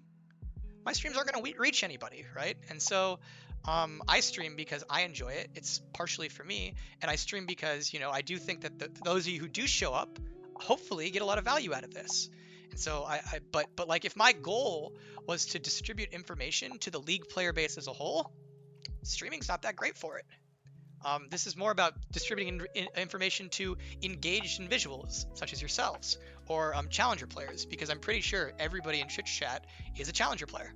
You're all like nuts, right? So, like, but even that is like biased. Anybody who shows up here, your opinions are also going to be biased because you are a subset of a larger community, right? So yeah, sorry, I went on a little rant about it, but like basically what I'm getting at is like communicating with players as a dev is actually very complex. This is actually like one of the reasons why a lot of game dev studios just don't communicate at all. They just do like official translated posts and that's it. But at Riot, we generally think that like there's, you know, we can be a bit more engaged, but it's challenging. Because basically anything I do isn't really guaranteed to reach everybody. And so it's always a question of like, how do I do things in ways that truly will reach people? And that's hard. And then of course, also communicating as a dev is hard because some of you are like awful people. Not all of you Twitch chat, by the way. You are all, I'm sure, like the best, most non-toxic, most honorable, most reformed players in League of Legends. Clearly. I really appreciate you all being here like that. But like, you know, I quite literally get people showing up to this chat telling me to kill KMS literally every day. Like every stream, there's going to be someone in here telling me to go die. There's going to be someone in here telling me to be fired. There's going to be someone in here telling me I'm terrible at my job. There's going to be someone in here flaming my coworkers. And then I have to like get rid of them because screw you. If you flame you can flame me and that's going to hurt and I'll probably still ban you if you're not being constructive. But if you flame my coworkers, just get out of here. Like, what the heck? 99% of the people I work with are like insanely passionate about the game, love League of Legends, and they really just care about making the game better. And so like I have zero tolerance for that. But what I'm getting at though is like being a visible dev is also difficult because you expose yourself to a lot of hatred, a lot of negativity, and sometimes a legitimate danger. Like some of you probably heard this this story before, but I have legitimately had someone call me up, tell me where I lived, and threaten to come kill me, blow up my house. And that was really freaking scary. And it was because he got banned. I can't even unban him. I can't even unban that game. I don't work on bans. He literally got banned. And I blocked his number, and he called me from 5 different phone numbers in 5 different states. And I called the police, and they came here, and I was like, someone is threatening my life. And the police were like, why would they do that? And I was like, I make a video game. And the police were like, someone's threatening you over a video game? And I was like, oh my god, they don't get it. They don't get it. And it's like, yeah, and so you expose yourself to a lot of scary stuff, a lot of danger, and a lot of negativity. And that's another complexity about being a visible dev.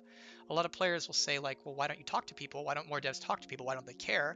And like one of the reasons is like, actually it's like very draining and sometimes even dangerous to talk to people.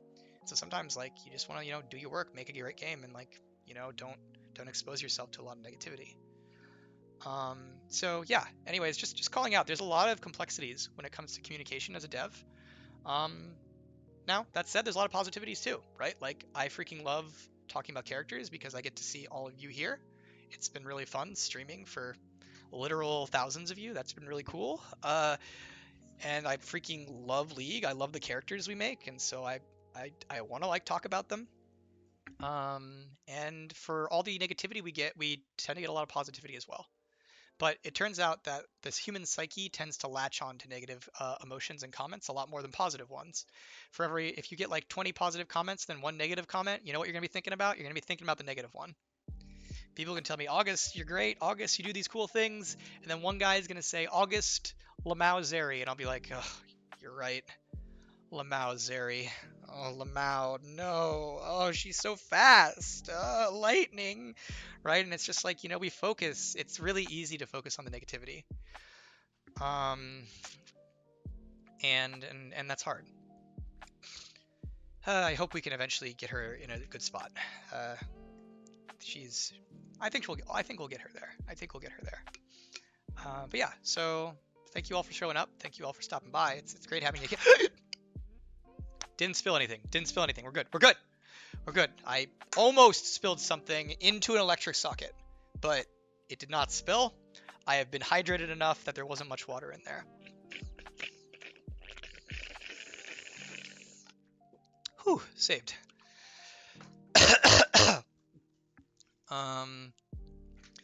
How can we make a positive change for devs such as yourself and Free can support you more? Positively alone seems like it's not enough. So one of the things that I like thinking about as a dev that people who play the game can think about as well is it's the idea of arming your advocates.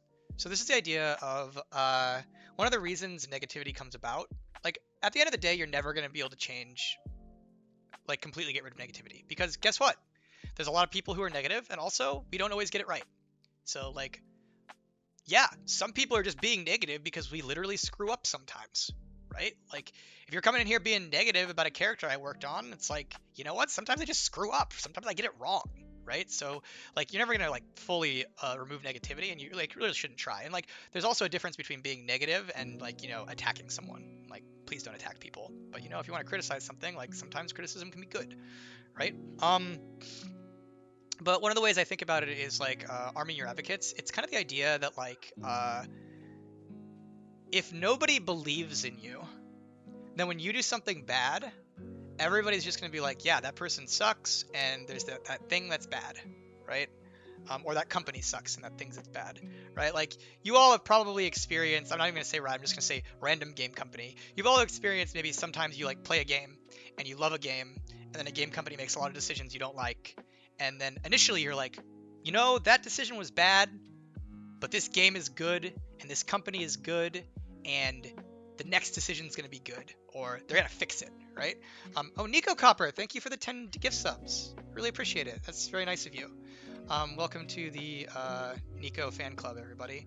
And congrats if you got a gift sub. Now you got cool Briar emotes. And so sometimes you'll play a game and like eventually you'll start out with like believing in the game and believing in the devs, and then eventually you're just like, there's so many things that just happen and you're just like, this sucks, right? And so one of the things I think that's important about a dev, it can be important, is it's not about getting literally everything right. Everything makes mistakes, right?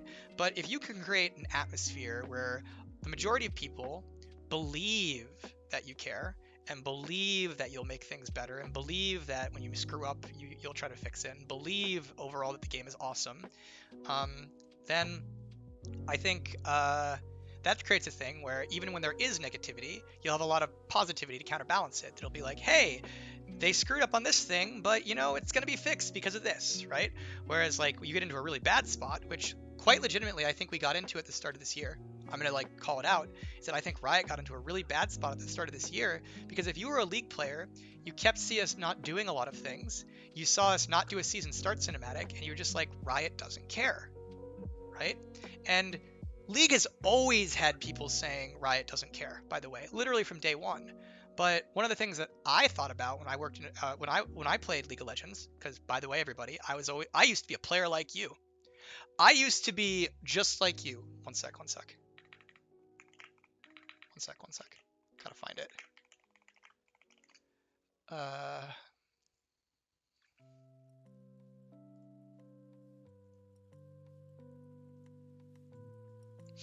I used to be just like all of you, right? I used to play League of Legends, and I was a player. And Riot would do bad stuff, right? Riot would sometimes be like, it would be patch day, and I couldn't log in. And the servers would be down for like a day, like an entire day. And I would be like, wow, this sucks. I just want to play some League of Legends and play the new champion, and I can't even play, right? Now, this guy, it doesn't actually look like me because he has hair, but like imagine this guy but bald, right? Right? But at the end of the day, I think one of the things that I always appreciated about Riot back when I played as a player is I always felt like Riot, they were trying to make the game as good as possible, right? I really believed the devs cared. And so when I saw something screw up, I'd be like, yeah, this isn't great, but I'm highly confident it will be great. And like, here's all these reasons why. And so, sorry, going back to it then, and so I think definitely there's been periods in Riot where, it feels like as a player that, Riot doesn't care or Riot's not doing anything. And I think that's totally legitimate to feel that way. And so I think it's important as a dev in regards to player communication to always be pushing towards making sure people know that we do care, and when we do try and we do want to make things better. And at the end of the day, actions speak louder than words, right? I can tell you I care as much as we care as much as I want, but until you see Arena, you're not going to be like, well, is that true, right? Or until you see the preseason, you're gonna be like, is he true, right? But then when you create a system like that, where a lot of people think that you care and believe that you care, you've basically armed your advocates. You've created a thing where it's like, someone might be like, well, this sucks, and then instead of being like, yeah, you're right, it'll be like, yeah, it kind of sucks, but it's gonna get fixed, and here's all these other things that you can think. So yeah, it's like basically it's like you can create positivity by creating an environment where most of the people in the environment are positive and having a good time, and then when someone's being really negative, instead of being like, yeah, you're right, screw those guys, it could be like, hey man, yeah, that sucks, but let's talk about the fixes that are going to happen, right? I remember when I was in college again, one of the things I would talk about is I'd quite literally talk about how Riot was going to fix things with my friends. We'd be like, yo, they really screwed up the jungle this patch. And my friends would be like, yeah, they really screwed up the jungle. But the way we conversed about it, because, we kind of believed in Riot back then, is we'd be like, but how are they going to fix it? And as opposed to being like, okay, it's doomed, right? So anyways, yeah, and I'm not saying we're doing a perfect job. I want to be really clear. We don't always get it right, but it's kind of just this idea that game communities, one of the things devs can do is create this belief in high quality stuff, right? One of the things that one of the game dev companies that I really loved actually is MiHoYo. For those of you who don't know, they make Genshin Impact. I freaking love Genshin Impact. Freemo Gems, this game. I love Genshin Impact, and one of the reasons I love Genshin Impact is MiHoYo, the updates they do to the game, generally as a player, historically created this belief in me that even if some of the updates sucked and some of the things they did weren't good, they were really trying to make the game awesome and give us cool stuff. And so I have become a huge Genshin Impact fan, and overall a fan of a lot of the things MiHoYo does, because generally when I see the updates they're doing, I'm like, wow, there's a lot of really cool stuff here. So yeah, but it's easy to also to like go another route where you could be like, oh shoot, like look at Genshin Impact and here's all these lame things they're doing, and I'm not gonna believe in it. So yeah, I follow. Thank you for the Prime sub. Welcome to the chat. Appreciate it. So yeah, just talking about this. Another thing I think about here is one of the reasons I talk to people. So sometimes someone will come in chat, right, and they'll be like, August, you suck at your job, and here's all the things that suck about League of Legends, and League of Legends sucks, and talk about it, right? And then I'll like talk to that. I'll be like, hey, well, here's how I think about that issue, and here's what we're doing, and etc. etc. etc. And sometimes people ask like, August, why are you even talking to that person? Like they clearly just don't like you, and clearly like you're not gonna change their mind. And the idea here is like sometimes when you're talking to someone, it's not about changing the mind of the person you're talking about, but it's about just giving information to everybody who's listening, right? There's a dev that used to work on League that I really looked up to, and he's one of the reasons I like got a job at Riot actually, because I'd study his game design stuff that he posted. And he would go on the forums and he'd argue with like toxic top laners. He'd just have these long arguments with top laner, like specific people in the community that like would just argue in bad faith and really didn't. They weren't really there to like learn something. They were there to just be very, very upset. This was Zephrys. And I would ask Zephrys, I would be like, Zephrys, why are you like making these long design posts to these people who like clearly are just not ever really going to be happy with what you're doing? And he would say, well, what the point of these design posts is not to convince that specific person that I'm right or that this is the right way to go, but it's to let everybody who is listening understand what we are doing. And then hopefully they can form their own opinions about design and the game, be they positive or negative. And that always stuck with me as like a really cool take on communication. It's like when you're communicating with someone as a dev, you don't necessarily need to convince them every single time that you're right. And like at the end of the day, I don't think you even necessarily need to be right all the time as a dev, versus like when you're communicating with someone as a dev, you can like try to help them understand where you're coming from and like what you're trying to do. And even if you don't change their mind, there's gonna be a lot of people like listening to that communication that like, you know, you're gonna like are gonna get a lot of value out of it. This is what happened with me. I quite literally, when I started at Riot, like one of the reasons I started at Riot is because I would read all the design posts on the League of Legends forums and be like, wow, this stuff is so cool. And then I would like, you know, I eventually applied to Riot and I knew a lot of design because I learned from all those designers. And they were never talking explicitly to me. They were talking to other people in the community, and like and I would absorb that. So yeah, cool. HWEI looks awesome. Thank you. I am very excited about him. I think he's gonna be very cool. Can I rewatch this stream? Yeah, I'm gonna post a VOD of this stream. Can I do it right now? So you will be able to see it. This is one of the few streams where I'll actually post the VOD. For those of you who don't know, I typically do not post VODs of streams because they give me extreme anxiety. Anyways, it's very anxiety inducing to post VODs of streams because what will happen is people will like go through my stream and try to clip things out of context and like clickbait them and like basically try to get me fired. And so it's not like I'm trying to hide what I do. Like, you know, I own everything I say on the stream, but it's just really anxiety inducing till I know that there are people out there right now who are like just like combing through everything I'm saying, trying to find something to like hurt me. And so I tend to have a lot of anxiety about posting VODs, but I'll keep this VOD up. I think I can do that. So yeah, get the YouTube going. Yeah, I'd love to get YouTube going because then I could like, you know, like post VODs of the stream. I think that's one of the things I really dislike about my stream is that a lot of people come here wanting to learn about game design, wanting to learn about champions and stuff, and then just like, you know, you have to get lucky for the right time.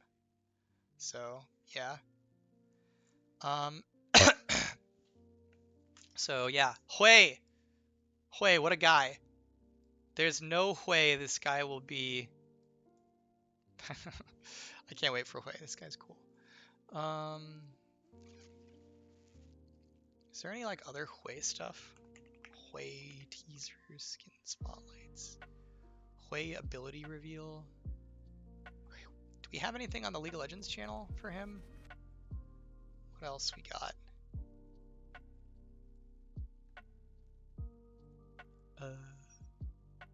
I see a bunch of reels. Whatever. Oh, yeah, let's look at this gameplay teaser. I just remembered.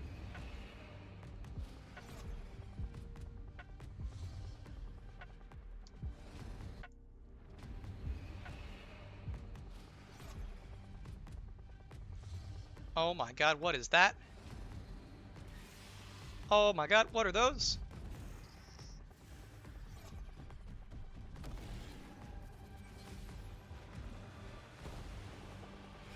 Oh my god. Oh my god. Oh my god. What? Oh my. Oh!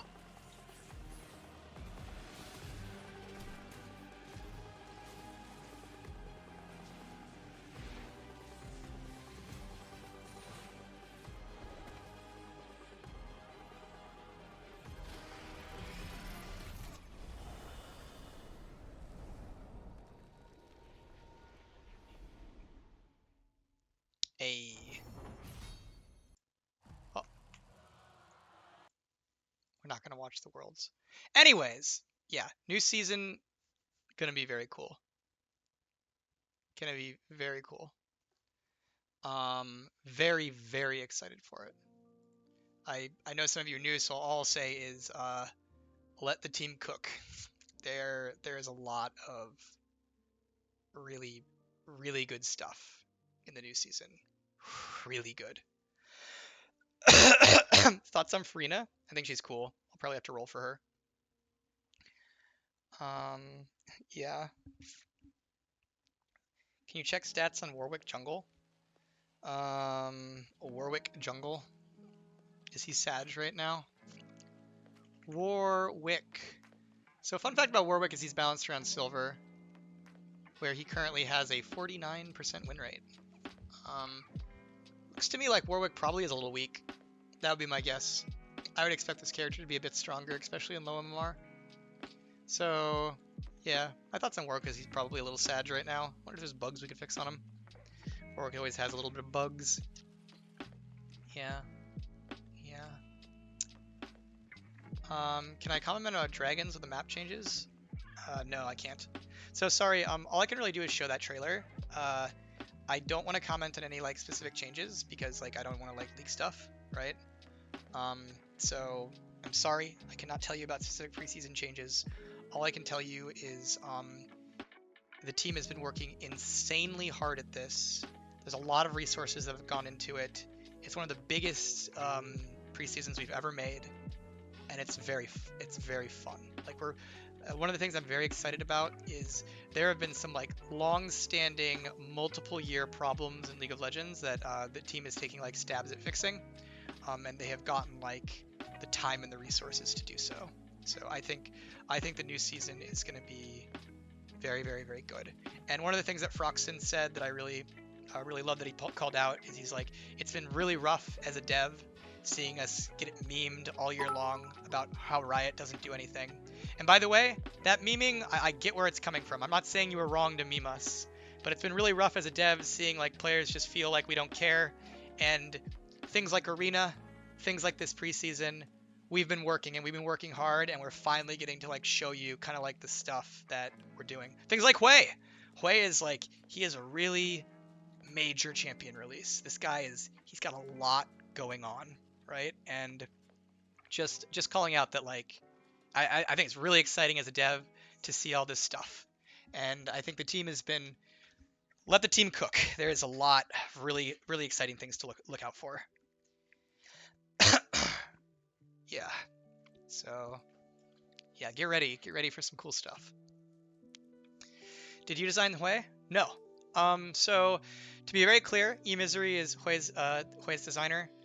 He's the guy who designed Milio.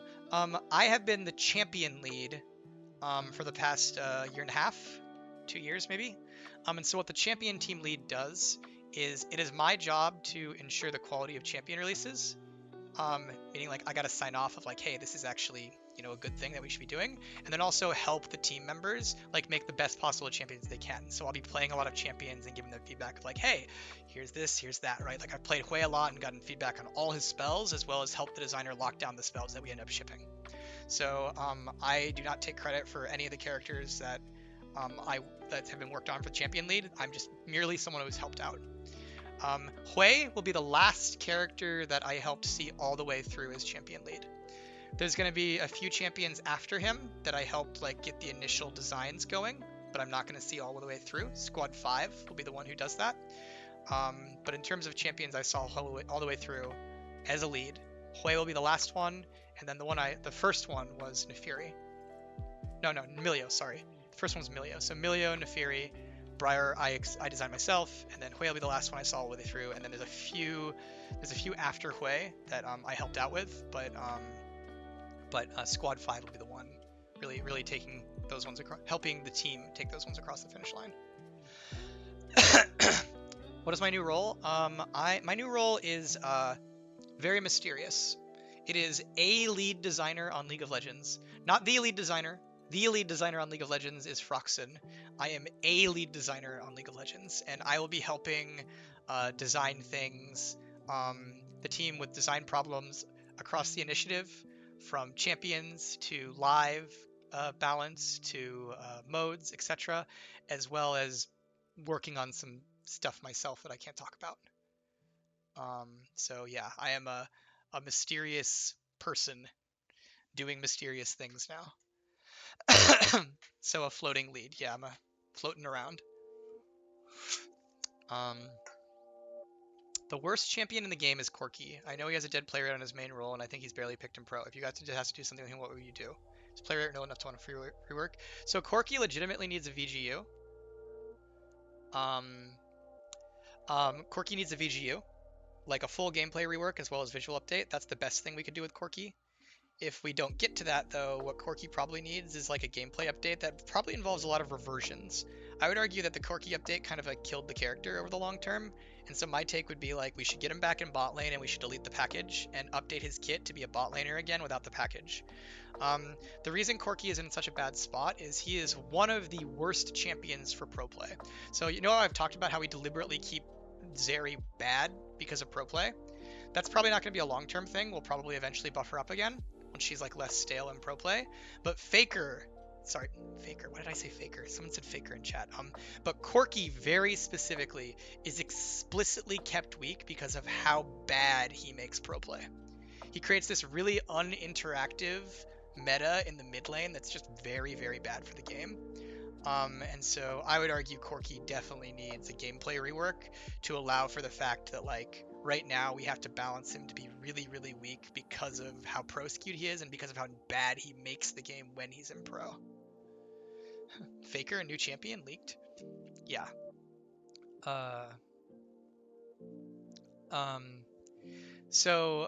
Anyways,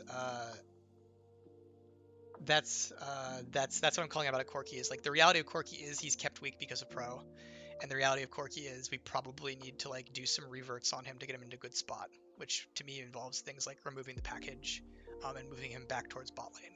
But the real talk about Corki is the character needs a VGU. He's like one of the last characters in League that really, really needs a VGU. Similar to like Skarner. Why isn't Vel'Koz played in pro play? Probably the same reason a lot of immobile mages aren't played in pro play. You just don't have the kit to be good there, right? Pros have like a very specific set of things that they require to be good as a mid lane mage, and a lot of the more old school immobile mages just don't fit that thing, especially artillery mages. Like it's just been a really long time since artillery mages were ever functional in pro. They just don't have the things that pros value and the versatility that pros value. Doesn't mean they're bad, but it does mean that like they as a class probably just don't work. Similar to like assassins. Like most assassins don't work in pro, right? Because the assassin class, what they're good and bad at, just can't be balanced for solo queue and to also working in pro. Yeah. Doesn't mean those characters are bad. But it does mean that like, some characters in some classes are just going to be a lot worse in pro play. If they're going to be balanced for everywhere else. Why does Annie have a real low play rate? I don't know about historically, but recently we kind of like bopped her for pro play. I don't know if where she is right now though. Maybe she could use buffs. I couldn't tell you though. I haven't looked into her recently.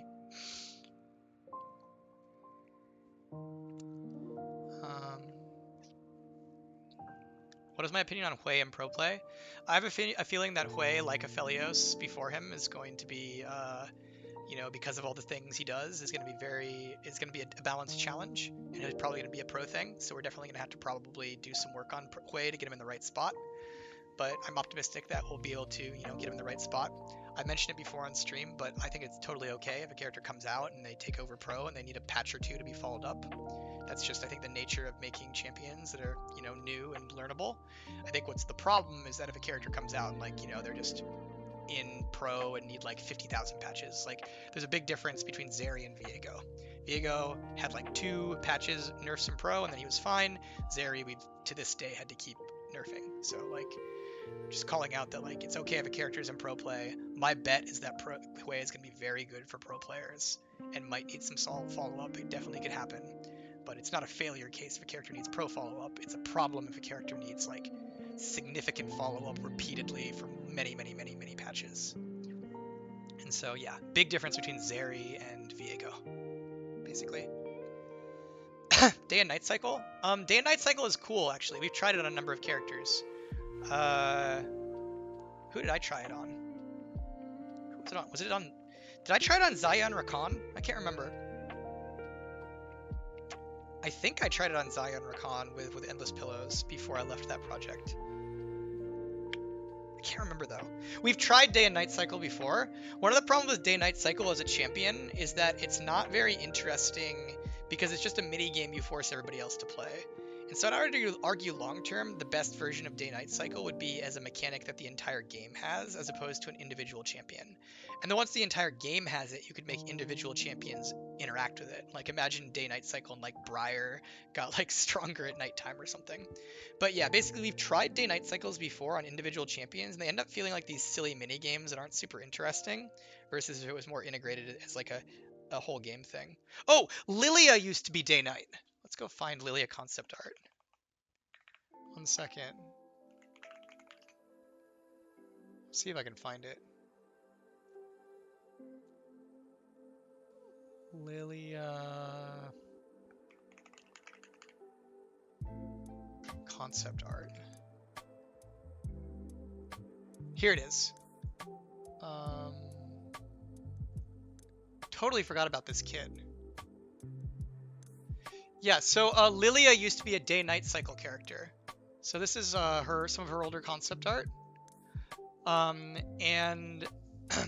Basically, she was on a timer, and at certain timers she'd swap forms, and she'd go from day to night, and then that would mean different powers on different abilities and things like that. It ended up being, quite honestly, not very great and not very fun, which is why we got rid of it.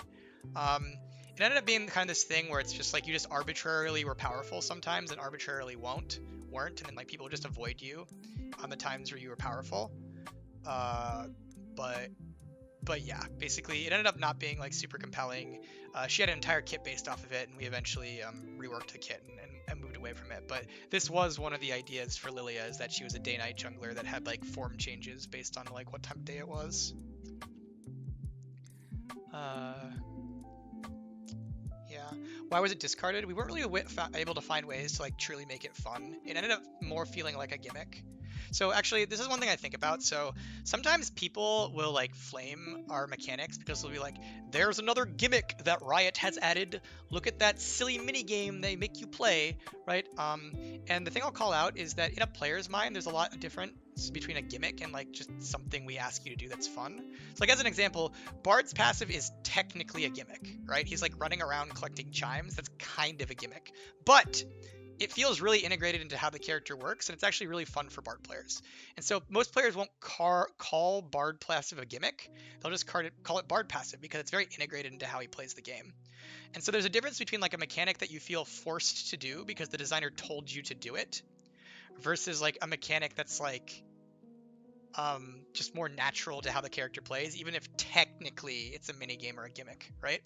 And so I think one of the things we ran into with Lilia is her day-night thing ended up feeling a lot more like a gimmick, where it was like, yeah, she has day-night, yeah, it changes you, yeah, it does some things, but it ended up feeling like more like a thing that the designer was forcing you to play around, as opposed to something that felt like really integrated and interesting to play with as Lilia.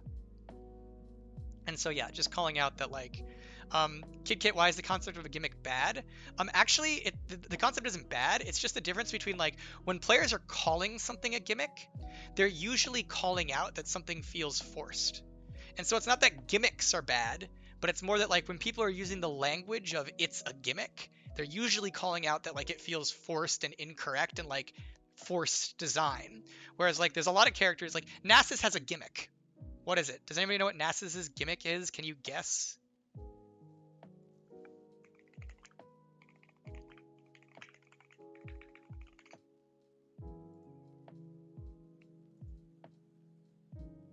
Can anybody guess what his gimmick is? His Q? Everybody's saying his Q. You're wrong. It's his passive. Look at all those words. Most gimmicky passive I've ever seen.